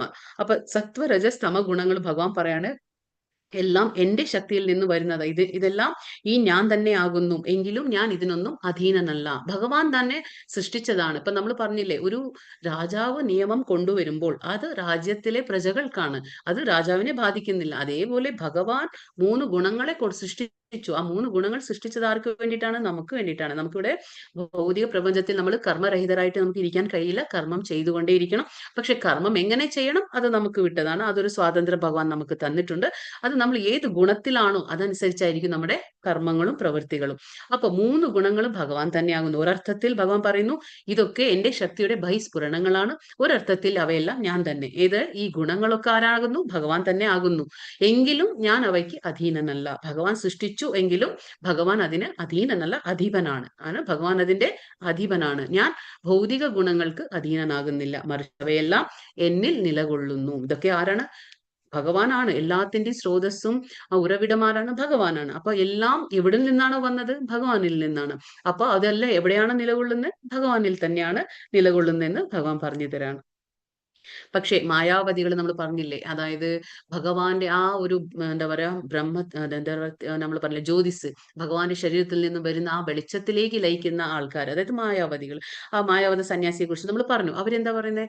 അവര് ഭഗവാൻ അരൂപമാണെന്നും ഭഗവാൻ നിർഗുണനാണെന്നും അവർ പറയും. ഭഗവാൻ നിർഗുണനല്ല. ഭഗവാൻ എന്താണ്? ഭഗവാന് ഭൗതികമായിട്ടുള്ള ഗുണങ്ങളില്ല എന്ന് മാത്രം. ഭഗവാന് ഗുണങ്ങളുണ്ട്, അത് അതീന്ദ്രിയ ഗുണമാണ്, ഭൗതിക ഗുണങ്ങളില്ല. ഭഗവാൻ നിർഗുണൻ എന്ന് പറയുമ്പോൾ ഭൗതിക ഗുണങ്ങൾ ഇല്ല എന്നർത്ഥം. അതെ, അരൂപം എന്ന് പറയുമ്പോൾ ഭഗവാന്റെ രൂപം ഭൗതികമല്ല, അതീന്ദ്രിയമാണ് എന്നർത്ഥം. പക്ഷെ അവര് മനസ്സിലാക്കുന്നത് ഭഗവാന് അരൂപമുണ്ട്, ഭഗവാൻ അരൂപമാണ്, അതായത് അവ്യക്ത രൂപമാണ്, ഭഗവാന് രൂപമില്ല, ഭഗവാൻ ഒരു വെളിച്ചം മാത്രം, എന്താ പറയാ, അങ്ങനെയൊക്കെ ചിന്തിച്ച് അതിലേക്ക് ലയിക്കാൻ ആഗ്രഹിക്കുന്നവരാണ് മായാവാദക്കാർ. അതാണ് നമ്മൾ പറഞ്ഞത് നേരത്തെ അധ്യായങ്ങളിലും. ദൈവി, ഇതും വളരെ ഇമ്പോർട്ടന്റ് ആയിട്ടുള്ള ഒരു ശ്ലോകമാണ്. ദൈവി ഹേഷ ഗുണമയി മമ മായ ദുരത്യയ മാമേ വയേ പ്രപദ്യന്തെ മായാമേതാം തരന്തി തേ. 3 പ്രകൃതി ഗുണങ്ങൾ അടങ്ങിയ എന്റെ ദിവ്യശക്തിയെ അതിജീവിക്കുക എളുപ്പമല്ല, എന്നാൽ എനിക്കായി സ്വയം സമർപ്പിക്കുന്നവർക്ക് അത് നിഷ്പ്രയാസം സാധിക്കും. ഇവിടെ വളരെ ഒരു നല്ല കാര്യമാണ് ഭഗവാൻ പറഞ്ഞു തരുന്നത്. അതായത് നമ്മളെല്ലാം പറഞ്ഞു, നമ്മളെല്ലാം ഇവിടെ ഭൗതിക ബന്ധനത്തിൽ കുടുങ്ങിയിരിക്കുക അല്ലെ, ഏതെങ്കിലും ഒരു ഗുണത്തിന്റെ അടിമയാണ് നമ്മളെല്ലാം. പക്ഷെ അവിടെ ഭഗവാൻ പറഞ്ഞിരുന്നു ഈ 3 ഗുണങ്ങളും എന്റേതാണ്. ആരുടെ? ഭഗവാന്റെ ആണ്. ഭഗവാന്റെ ദിവ്യ ശക്തിയാണ് ഈ 3 ഗുണങ്ങളും. പക്ഷെ അതിനെ നമുക്ക് എന്താ പറയാ അതിജീവിക്കാൻ, മറികടക്കാനോ അതിജീവിക്കാനോ നമ്മളെ കൊണ്ട് പറ്റുമോ? പറ്റില്ല. അത് ഭഗവാൻ തന്നെ പറയുന്നു, എളുപ്പമല്ല. എന്നാൽ ഒരു വഴിയുണ്ട്. എന്താണത്? എനിക്കായി ആരാണോ സ്വയം സമർപ്പിക്കുന്നത് അത് നിഷ്പ്രയാസം സാധിക്കും. നമ്മൾ പറഞ്ഞു, യഥാമാം പ്രപദ്യന്തെ താം സദൈവ ഭജാമ്യഹം. നമ്മൾ പറഞ്ഞു ശരണാഗതി എന്ന് പറയുമ്പോൾ എന്താണ്? പൂർണ്ണ മനസ്സോടെ നമ്മൾ ഭഗവാനിലെ ശരണം പ്രാപിക്കുമ്പോൾ എങ്കിൽ മാത്രമേ നമുക്ക് ഈ 3 ഗുണങ്ങളിൽ നിന്നും നമുക്ക് അതിജീവിക്കാൻ അല്ലെങ്കിൽ മറികടക്കാൻ നമുക്ക് സാധിക്കുക. കാരണം ഇത് ഭഗവാന്റെ ശക്തിയാണ്. നമുക്ക് എളുപ്പമല്ല. കാരണം നമ്മളെ അത് മോഹിപ്പിച്ച് ഇവിടെ ബന്ധിപ്പിക്കുകയുള്ളൂ നമ്മളെ. കാരണം നമുക്ക് ആഗ്രഹങ്ങൾ ഉള്ളിടത്തോളം കാലം, നമുക്ക് എന്താ പറയുക, ആസക്തി ഉള്ളിടത്തോളം കാലം നമ്മൾ ഈ ഭൂമിയിലേക്ക് തിരിച്ചു വന്നുകൊണ്ടേയിരിക്കും. നമ്മൾ പുനരപി ജനനം പുനരപി മരണം, വീണ്ടും വീണ്ടും ജനിക്കും മരിക്കും, ഇങ്ങനെ നടക്കും. കാരണം നമുക്ക് ആഗ്രഹങ്ങൾ അത് അവസാനിക്കുന്നില്ല. അത് എന്തുകൊണ്ട് ആഗ്രഹം വരുന്നു? നമ്മൾ ഈ ഗുണങ്ങളുടെ അധീനതയിലാണ്. അതുകൊണ്ടാണ് നമുക്ക് അഥവാ അതാ പറയുന്നേ, ഗുണങ്ങൾക്ക് നമ്മൾ അതീതരാവണം. എങ്ങനെ? ഗുണങ്ങൾ ഏതാണ്? സത്വ, രജസ്, തമോ. പക്ഷെ ഇതിലും എന്താ പറയാ, ഇതിനൊക്കെ നമ്മൾ മറികടക്കുമ്പോൾ എന്താണ്? നമ്മൾ വിശുദ്ധ സത്വത്തിലാണ്. അപ്പൊ അത് സത്വഗുണത്തിലും പെടുന്നില്ല, രജോ ഗുണത്തിലും പെടുന്നില്ല, തമോ ഗുണത്തിലും. അപ്പൊ നമ്മൾ എന്താണ്? വിശുദ്ധ സത്വത്തിലാണ്. ആ വിശുദ്ധ സത്വത്തിൽ നമ്മൾ ചെല്ലുമ്പോൾ മാത്രമാണ് നമുക്ക് ഭഗവാനെ പ്രാപിക്കാൻ കഴിയുള്ളൂ. അപ്പൊ ഭഗവാൻ പറഞ്ഞു, എന്നാൽ എനിക്കായി സ്വയം സമർപ്പിക്കുന്നവർക്ക് അത് നിഷ്പ്രയാസം സാധിക്കും. നമുക്ക് ഈ ചിത്രത്തിൽ കാണാം അല്ലെ, ഭൗതിക പ്രപഞ്ചം എന്നുള്ളത് ഒരു ഭവസാഗരം എന്ന് പറയും. ആ ഭവസാഗരം ദുഃഖത്തിന്റെ ഒരു കടലാണ്. ആ കടലിൽ നമ്മൾ മുങ്ങിയിട്ടും പൊങ്ങിയിട്ടും ഇങ്ങനെ ഇരിക്കും നമ്മൾ. പക്ഷെ നമ്മൾ ഭഗവാനെ പൂർണ്ണമായി സമർപ്പിച്ച്, അതുകൊണ്ടല്ലേ പറയും നമ്മൾ ഹരേ കൃഷ്ണ എന്ന് നമ്മൾ ആ മന്ത്രം ഉച്ചരിക്കുമ്പോൾ എങ്ങനെ ആയിരിക്കണം? ഭഗവാനെ എന്നെ രക്ഷിക്കൂ, ഭഗവാന്റെ സേവനത്തിൽ എന്നെ ഏർപ്പെടുത്തൂ എന്നുള്ള ആ രീതിയിൽ നമ്മൾ ആ മന്ത്രം ഉച്ചരിക്കുമ്പോൾ എന്താണ്? ഭഗവാൻ തീർച്ചയായിട്ടും വരും. ഇപ്പൊ കൈ കാണിക്കുന്നില്ല അതുപോലെ ചിത്രത്തിൽ. അതുപോലെ നമ്മൾ ഈ ഭവസാഗരത്തിൽ നിന്ന് നമുക്ക് മോചനം ഭഗവാൻ തരും. പക്ഷെ അത് നമ്മൾ അതുപോലെ നമ്മൾ ശരണാഗതി ഭഗവാനിലെ പ്രാപിച്ചിരിക്കണം എന്ന് മാത്രം. പിന്നെ ഇപ്പോ 15ഉം 16ഉം ശ്ലോകങ്ങൾ എന്താണ്? ഇതിൽ ഭഗവാൻ പറയുന്നു, 15ാമത്തെ ശ്ലോകത്തിൽ പറയുന്നു 4 തരം ആൾക്കാർ എന്റെ അടുത്തേക്ക് വരില്ല. പിന്നെ പറയുന്നു 16ാമത്തെ ശ്ലോകം 4 തരം ആൾക്കാർ എന്റെ അടുത്ത് വരും. ഏതൊക്കെ ആൾക്കാർ ഭഗവാന്റെ അടുത്തേക്ക് പോവും, ഏതൊക്കെ ആൾക്കാർ ഭഗവാന്റെ അടുത്തേക്ക് പോകില്ല, അത് നമുക്ക് നോക്കാം. ആരൊക്കെയാണ്? നമാം ദുഷ്കൃതിനോ മൂഢ പ്രപദ്യന്തെ നരാധമഃ മായയാപഹൃതജ്ഞാന ആസുരം ഭാവമാശ്രിതാഃ. ഇവിടെ പറയുന്നു, ദുഷ്കൃതരായ മൂഢന്മാരും മനുഷ്യാധമന്മാരും മായയാൽ അപഹരിക്കപ്പെട്ട ജ്ഞാനത്തോടു കൂടിയവരും നിരീശ്വരരുമായ ആൾക്കാർ എന്നെ ശരണം പ്രാപിക്കുന്നില്ല എന്ന് ഭഗവാൻ പറഞ്ഞു. ഇപ്പൊ നമുക്ക് നോക്കാം ഓരോരുത്തർ എങ്ങനെയാന്ന് പറയുന്നത്. അപ്പൊ ഭഗവാൻ പറയുന്നു 4 തരത്തിലുള്ള ആൾക്കാർ ഭഗവാനെ പ്രാപിക്കില്ല. ആരൊക്കെയാണ്? ആദ്യത്തേത് മൂഢന്മാര്, രണ്ടാമത്തേത് നരാധമന്മാര്, മൂന്നാമത്തേത് മായയാൽ അപഹരിക്കപ്പെട്ട ജ്ഞാനത്തോടു കൂടിയവർ, അല്ലെങ്കിൽ ദുഷ്കൃതികൾ എന്ന് പറയാം. പിന്നെ ആസുര സ്വഭാവികൾ. എന്താണ് ആസുര സ്വഭാവികൾ? അതായത് നിരീശ്വരവാദികൾ. അപ്പൊ ഈ 4 ആൾക്കാരാണ് ഭഗവാനെ പ്രാപിക്കില്ല എന്ന് ഭഗവാൻ പറയാണ്. ഫസ്റ്റ് വൺ എന്താണ്? മൂഢന്മാർ. ഭാരം ചുമക്കുന്ന മൃഗങ്ങളെ പോലെയാണ് ഇവർ. പ്രയത്നത്തിന്റെ ഫലം സ്വയം അനുഭവിക്കണം അവർക്ക് ഭഗവാനു വേണ്ടി അത് സമർപ്പിക്കാൻ അവർ തയ്യാറല്ല. ഇതിനുള്ള മികച്ച ഉദാഹരണം കഴുതയാണ്. ഇവിടെ എന്താ ഭഗവാൻ പറയുന്നത്? ഇവിടെ ഭാരം ചുമക്കുന്ന മൃഗങ്ങളെ പോലെ. ആര്? നമുക്കറിയാം, നമ്മള് കാലത്ത് തൊട്ട് രാത്രി വരെ പണിയെടുക്കുന്ന എന്തിനാ? ജോലി ചെയ്യുന്ന എന്തിനാ? നമ്മൾ ഓവർ ടൈം വരെ ചെയ്യും അല്ലെ? ഓഫീസിലൊക്കെ എന്തിനാ ഓവർ ടൈം ഒക്കെ നമ്മൾ ചെയ്യുന്നത്? കൂടുതൽ പണം സമ്പാദിക്കാനായിട്ട് അല്ലെ? ആ കൂടുതൽ പണം വേണം എന്നുള്ള ആ അത്യാഗ്രഹം നമുക്ക് എന്തിനാണ്? നമുക്ക് ഈ ഭൗതിക സുഖാനുഭവങ്ങൾ നമുക്ക് അനുഭവിക്കണം. ഞാൻ പറഞ്ഞില്ലേ, നമ്മൾ ശാരീരിക ബോധത്തിലാണ്. ആ വ്യത്യാസം നമ്മൾ പറഞ്ഞു നേരത്തെ അധ്യായത്തില്. കൃഷ്ണാവബോധത്തിലുള്ളവനും ശാരീരിക ബോധത്തിലുള്ളവനും 2 വ്യത്യാസം എന്താണ്? കൃഷ്ണാവബോധത്തിലുള്ളവൻ എപ്പോഴും വിചാരിക്കും ഈ ഭൗതിക പ്രപഞ്ചം ഭഗവാന്റേതാണ്, ഞാൻ ഇവിടെ വാടകക്കാരനെ പോലെ. അപ്പൊ നമ്മൾ എങ്ങനെ ജീവിക്കണം? എല്ലാം ഭഗവാന്റെ എന്ന് നമ്മൾ ഭഗവാന് വേണ്ടി നമ്മൾ ഓരോ കാര്യം ചെയ്യുമ്പോൾ ഭഗവാന് സമർപ്പിച്ചു ചെയ്യും അല്ലെ? നമ്മൾ നമ്മുടെ സ്വന്തം ഇന്ദ്രിയങ്ങളെ തൃപ്തിപ്പെടുത്താനല്ല നോക്കുക, നമ്മൾ ഭഗവാനെ തൃപ്തിപ്പെടുത്താൻ നോക്കൂ. നേരം മറിച്ച് ശാരീരിക ബോധമുള്ളവൻ എങ്ങനെ ചിന്തിക്കുക? ഇതൊക്കെ എനിക്ക് അനുഭവിക്കാനുള്ളതാണ്, ഈ ഭൗതിക പ്രപഞ്ചം എനിക്ക് ആസ്വദിക്കാനുള്ളതാണ്. അപ്പൊ ഇവിടെ ഞാൻ കഷ്ടപ്പെട്ട് രാവിലെ തൊട്ട് കാലത്ത് തൊട്ട് വൈകിട്ട് വരെ ഞാൻ പണിയെടുത്ത് ഓവർ ടൈം ചെയ്ത് കിട്ടുന്ന ആ പണം മുഴുവനും എനിക്ക് എൻജോയ് ചെയ്യാനാണ്, എനിക്ക് ആസ്വദിക്കാനുള്ളതാണ്. അതെന്താ? അഭിലാഷങ്ങൾ അല്ലെ? ഭൗതികമായിട്ടുള്ള ആ ഒരു അത്യാഗ്രഹങ്ങൾ നമുക്കുണ്ട്. അപ്പൊ ഭഗവാൻ പറയണം, ഭാരം ചുമക്കുന്ന മൃഗങ്ങളെ പോലെയാണ്. ഭാരം ചുമക്കുന്ന മൃഗം ഏതാണ്? കഴുതയാണ് അല്ലെ? നമുക്കറിയാം, കഴുതയുടെ പുറത്ത് നമ്മൾ എത്ര ഭാരം അല്ലെ കൊടുക്കും അല്ലെ? ഒരുപാട് ഭാരം കൊടുത്ത് ആ കഴുത ഇങ്ങനെ നടക്കും. എന്തിനാണ് ആ കഴുത അങ്ങനെ നടന്നുകൊണ്ട് പോകുന്നത്? ഒരു പിടി പുല്ലിന് അല്ലെ? അതിന്റെ യജമാനൻ കൊടുക്കുന്ന ഒരു പിടി പുല്ലിന് വേണ്ടിയിട്ട് ആ കഴുത എത്രമാത്രം ഭാരം ചുമക്കാനും തയ്യാറാണ്. പക്ഷെ പുല്ല് എല്ലായിടത്തും ഉണ്ട്. ആ കഴുതയ്ക്ക് അത് മനസ്സിലാക്കി പോകാം, പക്ഷെ അത് ചെയ്യില്ല. അത് കെട്ടിയിട്ടില്ലെങ്കിലും അത് ആ യജമാനന്റെ വീട്ടിൽ തന്നെ നിൽക്കും അല്ലെ. എന്തുകൊണ്ട്?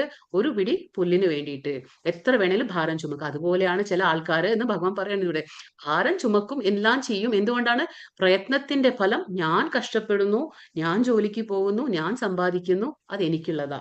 സ്വന്തം നമ്മൾ പറയില്ലേ, സ്വന്തം ഇച്ഛയ്ക്ക് നമ്മൾ പറയും ആത്മേന്ദ്രിയ പ്രീതി വാഞ്ച താരെ ബലി കാമ കൃഷ്ണേന്ദ്രിയ പ്രീതി ഇച്ഛ ധരേ പ്രേമനാമ. അതായത് നമ്മുടെ സ്വന്തം ഇന്ദ്രിയങ്ങൾക്ക് തൃപ്തിപ്പെടുത്തുമ്പോൾ അത് കാമമാണ്. പക്ഷെ കൃഷ്ണന് വേണ്ടിയിട്ട് എന്ന്, ഋഷികേശനല്ലേ, കൃഷ്ണൻ ആരാണ്? ഇന്ദ്രിയങ്ങളുടെ നാഥനാണ്. അവന് വേണ്ടിയിട്ട് എന്ന് നമ്മൾ ചെയ്യുമ്പോൾ എന്താണ്? അത് പ്രേമം. അതാണ് ശരി, യഥാർത്ഥത്തിലുള്ള പ്രേമം, ഭഗവാനോടുള്ള പ്രേമം.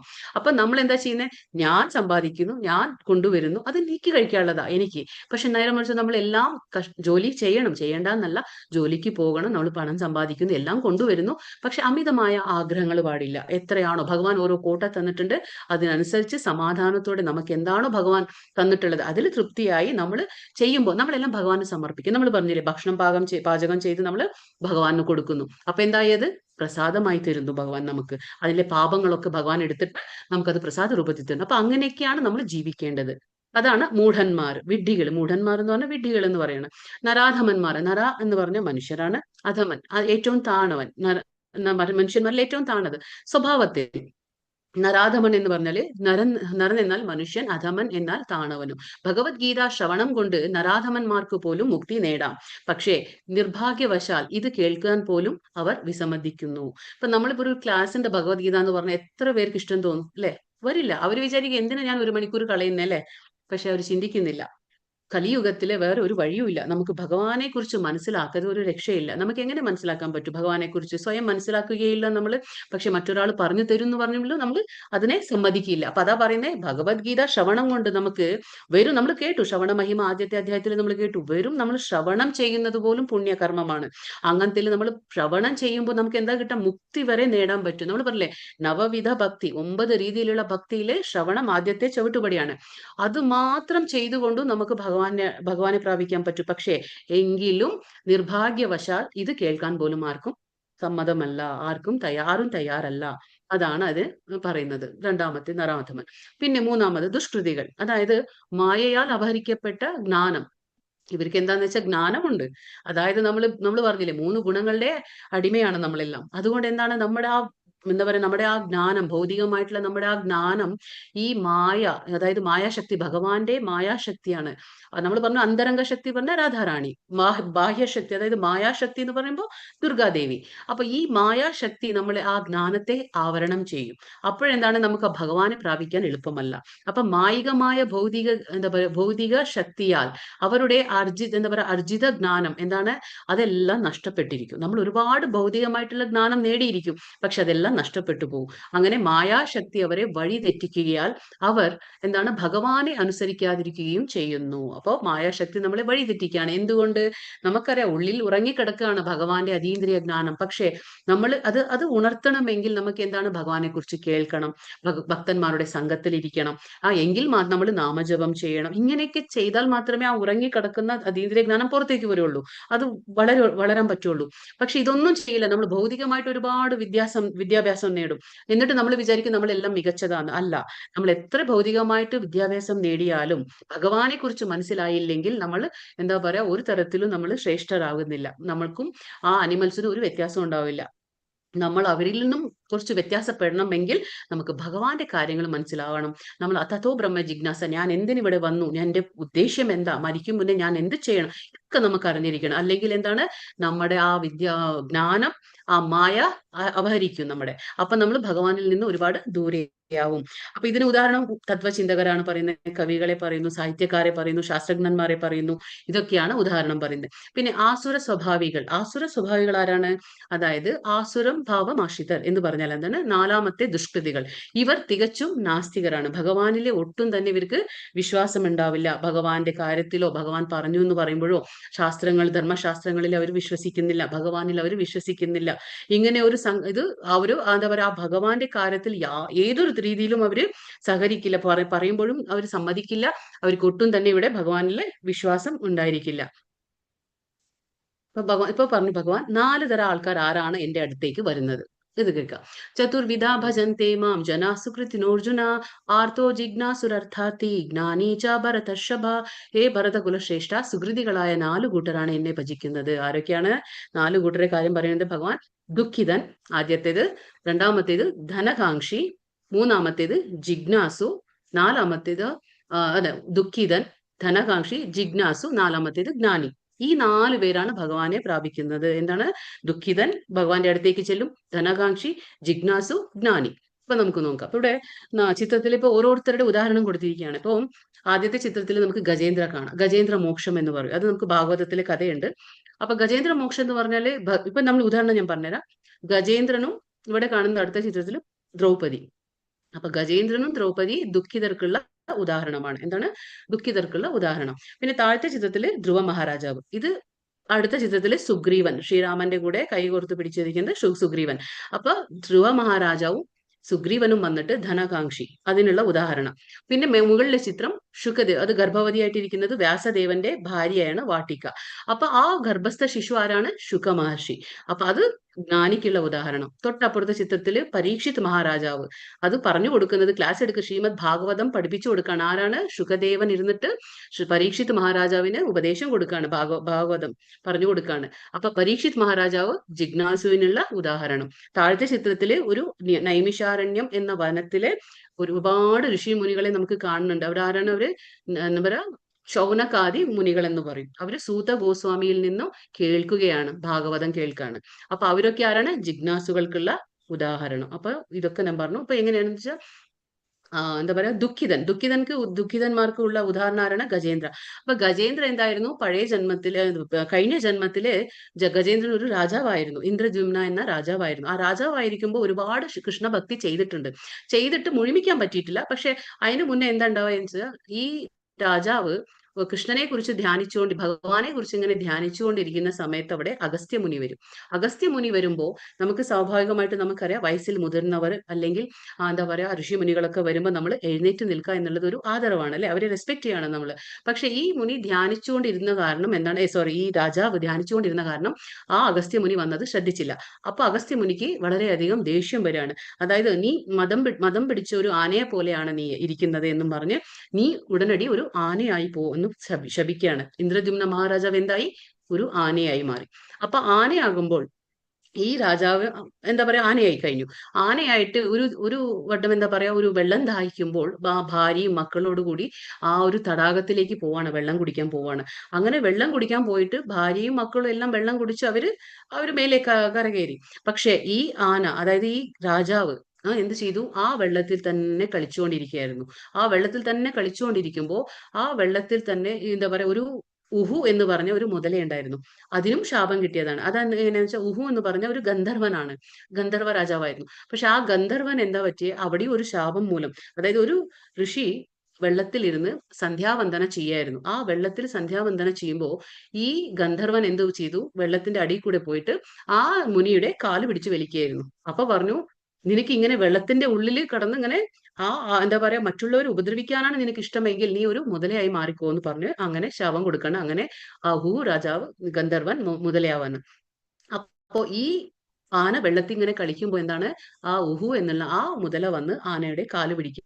അങ്ങനെ ആനയുടെ കാല് പിടിച്ച് ഒരുപാട് കാലം ഇതിങ്ങനെ യുദ്ധം നടക്കുക രണ്ടുപേരും തമ്മിൽ. അപ്പൊ വെള്ളത്തിൽ നമുക്കറിയാം ആരാണ് ഏറെ ശക്തിയുള്ളത്, അത് മുതലയാണ്.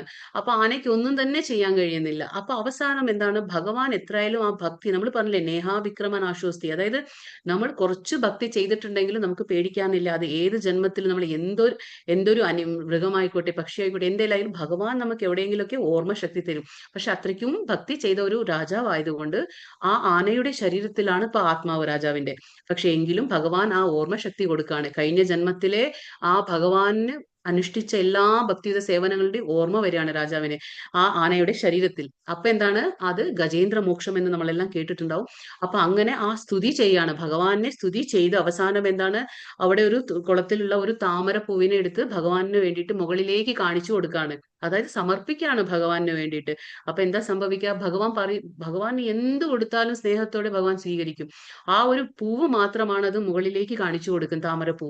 അപ്പോഴേക്കും ഗരുഡന്റെ പുറത്ത് കയറി ആരാ വരുന്നത്? വിഷ്ണു വരെയാണ് വന്ന് ആ മുതലയെ എന്താ പറയാ, ആ മുതലയുടെ ആ സുദർശനം ചക്രം കൊണ്ട് മുതലയുടെ ആ കഴുത്ത് വേറെയാക്കണം. അങ്ങനെ ആ ഗജേന്ദ്ര മോക്ഷമാണ് ഇത്. ഈ കഥ എന്താ പറയാ, ഗജേന്ദ്ര മോക്ഷം എന്ന് പറയാം. അപ്പൊ അങ്ങനെയാണ് ആനയ്ക്കും അതേ സമയം ആ മുതലയ്ക്കും രണ്ടുപേർക്കും മോക്ഷം കിട്ടാണ്. അതായത് ഉഹു എന്ന ഗന്ധർവനും ഇന്ദ്രദ്യുമ്ന എന്ന രാജാവിനും, അതായത് ആനയുടെ ശരീരത്തിലുള്ള രാജാവിനും മോക്ഷം കിട്ടാണ്. അപ്പൊ ഇവർ രണ്ടുപേരും ദുഃഖത്തിലാണ് ഭഗവാനെ വിളിക്കുന്നത്. അതേപോലെ ദ്രൗപദി ദുഃഖത്തിലാണ് വിളിക്കുന്നത്. ദ്രൗപദിക്ക് വസ്ത്രാക്ഷേപം നടക്കുന്ന സമയത്ത് ആദ്യം ഭർത്താക്കന്മാരിൽ വിശ്വസിച്ചു അവർ രക്ഷിക്കുമെന്ന്. പിന്നെ ഗുരുസ്ഥാനത്തിലുള്ള ഭീഷ്മരും ദ്രോണാചാര്യരെ വിശ്വസിച്ചു. പക്ഷെ ആരും തന്നെ അവിടെ സഹായിക്കാൻ വന്നില്ല. അവസാനം രണ്ടു കൈയും പൊക്കി ഭഗവാനെ വിളിച്ചു. അതായത് ആരെയാണ്? ഭഗവാനെ വിളിച്ചു ദുഃഖത്തിൽ. അപ്പൊ ആരാ വന്നത് അവിടെ? ഭഗവാൻ സഹായിച്ചു ദ്രൗപദിയെ. അപ്പൊ ഈ രണ്ടുപേരും ദുഃഖത്തിനുള്ള ഉദാഹരണം. പിന്നെ ധ്രുവ മഹാരാജാവ് എന്ന് പറഞ്ഞ 5 വയസ്സിൽ തന്നെ ഭഗവാനെ പ്രാപിച്ച ഒരു കുഞ്ഞാണ്. അപ്പൊ 5 വയസ്സിൽ എന്താണ് ധ്രുവ മഹാരാജാവിന്റെ ഒരു എന്താ പറയാ, അമ്മയുടെ പേര് സുനീതി, അത് രണ്ടാം അമ്മയുടെ പേര് സുരുചി. അപ്പൊ സുരുചിക്ക് ഒരു മോനുണ്ട്, ഉത്തമൻ. അപ്പൊ ആ ഉത്തമനാണ് അച്ഛന്റെ മടിയിൽ എപ്പോഴും കയറിയിരിക്കുന്നത്. അപ്പൊ ഈ ധ്രുവൻ ഇരിക്കാൻ പറ്റുന്നില്ല. അപ്പോ ഒരു പ്രാവശ്യം ധ്രുവൻ കയറിയിരിക്കാൻ ചെന്നപ്പോൾ ആ രണ്ടാം അമ്മ ധ്രുവനെ വിലക്കുന്നുണ്ട്. അതായത് ഇവിടെ കയറി ഇരിക്കണമെങ്കിൽ നീ എന്റെ എന്താ പറയാ, നീ എനിക്ക് മകനായി ജനിച്ചിരിക്കണം, അത് നിന്നെ കൊണ്ട് ഇപ്പൊ ഈ ജന്മം സാധിക്കില്ല എന്നും പറഞ്ഞു അപമാനിച്ചു വിടുകയാണ്. അപ്പൊ ആ കുഞ്ഞ് 5 വയസ്സായ ആ കുഞ്ഞ് അമ്മയായ സുനീതിയുടെ അടുത്ത് വന്ന് കരയാണ്. എന്നെ രണ്ടാം അമ്മ വിലക്കി, എന്നെ അച്ഛന്റെ മടിയിൽ ഇരിക്കാൻ അനുവദിച്ചില്ല എന്ന് പറഞ്ഞപ്പോ അപ്പൊ അമ്മ പറയാണ്, ഇതിനൊക്കെ ഒരു വഴി എന്താണ്? ഭഗവാനെ ശരണം പ്രാപിക്കുക എന്ന് പറഞ്ഞു കൊടുക്കാണ്. അങ്ങനെ അപ്പോ ആ ധ്രുവ മഹാരാജാവ് കാട്ടിലേക്ക് പോയി ഭഗവാൻ നാരദ മുനിയുടെ സഹായത്താൽ ഓം നമോ ഭഗവതി വാസുദേവായ എന്നുള്ള ആ മന്ത്രം ഉച്ചരിച്ചുകൊണ്ട് ആ ഭഗവാനെ പ്രാപിക്കുകയാണ്. ആരെ? ഭഗവാൻ വിഷ്ണു അവിടെ പ്രത്യക്ഷപ്പെടും. അങ്ങനെ ധനാകാംക്ഷിയായിട്ട്, അതായത് അച്ഛനേക്കാൾ വലിയൊരു രാജ്യം ഞാൻ നേടിയെടുക്കും എന്നുള്ള ആ ഒരു വാശിയിലാണ് പോകുന്നത് ധ്രുവ മഹാരാജാവ്. അപ്പൊ എന്താണിത്? ധനാകാംക്ഷി. അതേപോലെ സുഗ്രീവൻ എന്താ ചെയ്യുന്നത്? ഇവിടെ സുഗ്രീവൻ എന്താണ്? സ്വന്തം ബ്രദറായ, അതായത് എന്താ പറയാ, സഹോദരനായ വാലിയായിട്ട് യുദ്ധം ചെയ്യാനും പിന്നെ ആ ഒരു നഷ്ടപ്പെട്ട രാജ്യം തിരിച്ചെടുക്കാനും വേണ്ടിയിട്ട് ശ്രീരാമനോടുകൂടി എന്താ പറയാ, ആ ശ്രീരാമന്റെ സഹായം തേടുകയാണ് ഇവിടെ ആര്? നമ്മുടെ സുഗ്രീവൻ. അപ്പൊ അങ്ങനെ സുഗ്രീവനും എന്താ പറയാ, ധനാകാംക്ഷിയായിട്ടാണ് ഭഗവാനെ വിളിക്കുന്നത്. പിന്നെ അടുത്ത ചിത്രത്തിൽ നമുക്കറിയാം എന്താ പറയാ, ശുകദേവ് ഗോസ്വാമി ഉപദേശിക്കുന്നു ഭാഗവതം. അത് പരീക്ഷിത് മഹാരാജാവ് ആരാണ്? പരീക്ഷിത് മഹാരാജാവ് എന്താ പറയാ, ഉത്തരയുടെ മോനാണ്, അഭിമന്യു ഉത്തരയുടെ മോനാണ്, അതായത് അർജുനന്റെ പേരക്കുട്ടി. അപ്പൊ അതെന്താണ്? ഭാഗവതം കേൾക്കാണ്. ഭഗവാനെ കുറിച്ചുള്ള ആകാംക്ഷ എന്താണ് ഏതാണെന്ന് അറിയാനുള്ള ആകാംക്ഷ, അത് ജിജ്ഞാസു എന്ന് പറയും നമ്മള്. താഴെയുള്ള ചിത്രത്തില് വനത്തിലെ മുനി എന്താ പറയാ, ഒരുപാട് ഋഷികളുണ്ട്. അവരൊക്കെ തന്നെ ഭഗവാന്റെ കാര്യം ഭാഗവതം കേൾക്കാൻ ഇരിക്കുകയാണ്. അപ്പൊ അവരും എന്താണ്? ഈ ജിജ്ഞാസു എന്നുള്ള കാറ്റഗറിയിൽ വരും. പിന്നെ ഇവിടെ ഉള്ളത് ശുകമുനി, അതായത് നമ്മൾ പറഞ്ഞു വേദവ്യാസർ ആരാണ്? ഈ മഹാഭാരതവും പുരാണങ്ങളും എല്ലാം എഴുതിയ ആളാണ് വേദവ്യാസർ. അപ്പൊ വേദവ്യാസരുടെ ഭാര്യ ഗർഭവതി ആയിരിക്കുമ്പോൾ ഉള്ളിൽ ആരാണ്? ശുകദേവാണ്. ആ ശുകദേവ് ഉള്ളിലിരിക്കുമ്പോൾ 16 വർഷം വരെ അമ്മയുടെ ഗർഭത്തിൽ തന്നെ, പുറത്തേക്ക് വരില്ല. കാരണം എന്താന്ന് വെച്ചാല് പുറത്തേക്ക് വന്ന ഭഗവാന്റെ ഈ മായാശക്തി ഭയങ്കര സ്ട്രോങ് അല്ലേ. അപ്പൊ ഞാൻ അതിൽ ചെന്ന് വലയുമെന്നും പറഞ്ഞ് പുറത്തേക്ക് വരാൻ സമ്മതിക്കുന്നില്ല. അവസാനം ഭഗവാൻ അവിടെ വന്ന് പറയാണ്, നീ പുറത്തേക്ക് വന്നാലും പേടിക്കാനില്ല, നിന്നെ ഈ മായാശക്തി ഒന്നും ചെയ്യില്ല എന്ന് പറയുമ്പോഴാണ് ശുകദേവ് ഗോസ്വാമി പുറത്തു വരുന്നത്. അപ്പൊ അതാണ്. അപ്പൊ ആ ശുകദേവ് ഗോസ്വാമി ജ്ഞാനത്തിന്, കാരണം ശുകദേവ് ഗോസ്വാമി ഒരു ആത്മസാക്ഷാത്കാരം നേടിയ ഒരു വ്യക്തിയാണ്, അതുകൊണ്ട് അവര് ജ്ഞാനിയാണ്. ഭഗവാന്റെ ഈ 4 തരം ആൾക്കാർ ഇപ്പൊ എന്താണ്? ദ്രൗപദിയും ഗജേന്ദ്രനും ദുഃഖത്തിന് ഉദാഹരണം, പിന്നെ ധ്രുവനും സുഗ്രീവനും എന്തിനു ഉദാഹരണം? ധനാകാംക്ഷി. പിന്നെ പരീക്ഷിത് മഹാരാജാവും ശൗനകാദി മുനികളും എന്താണ്?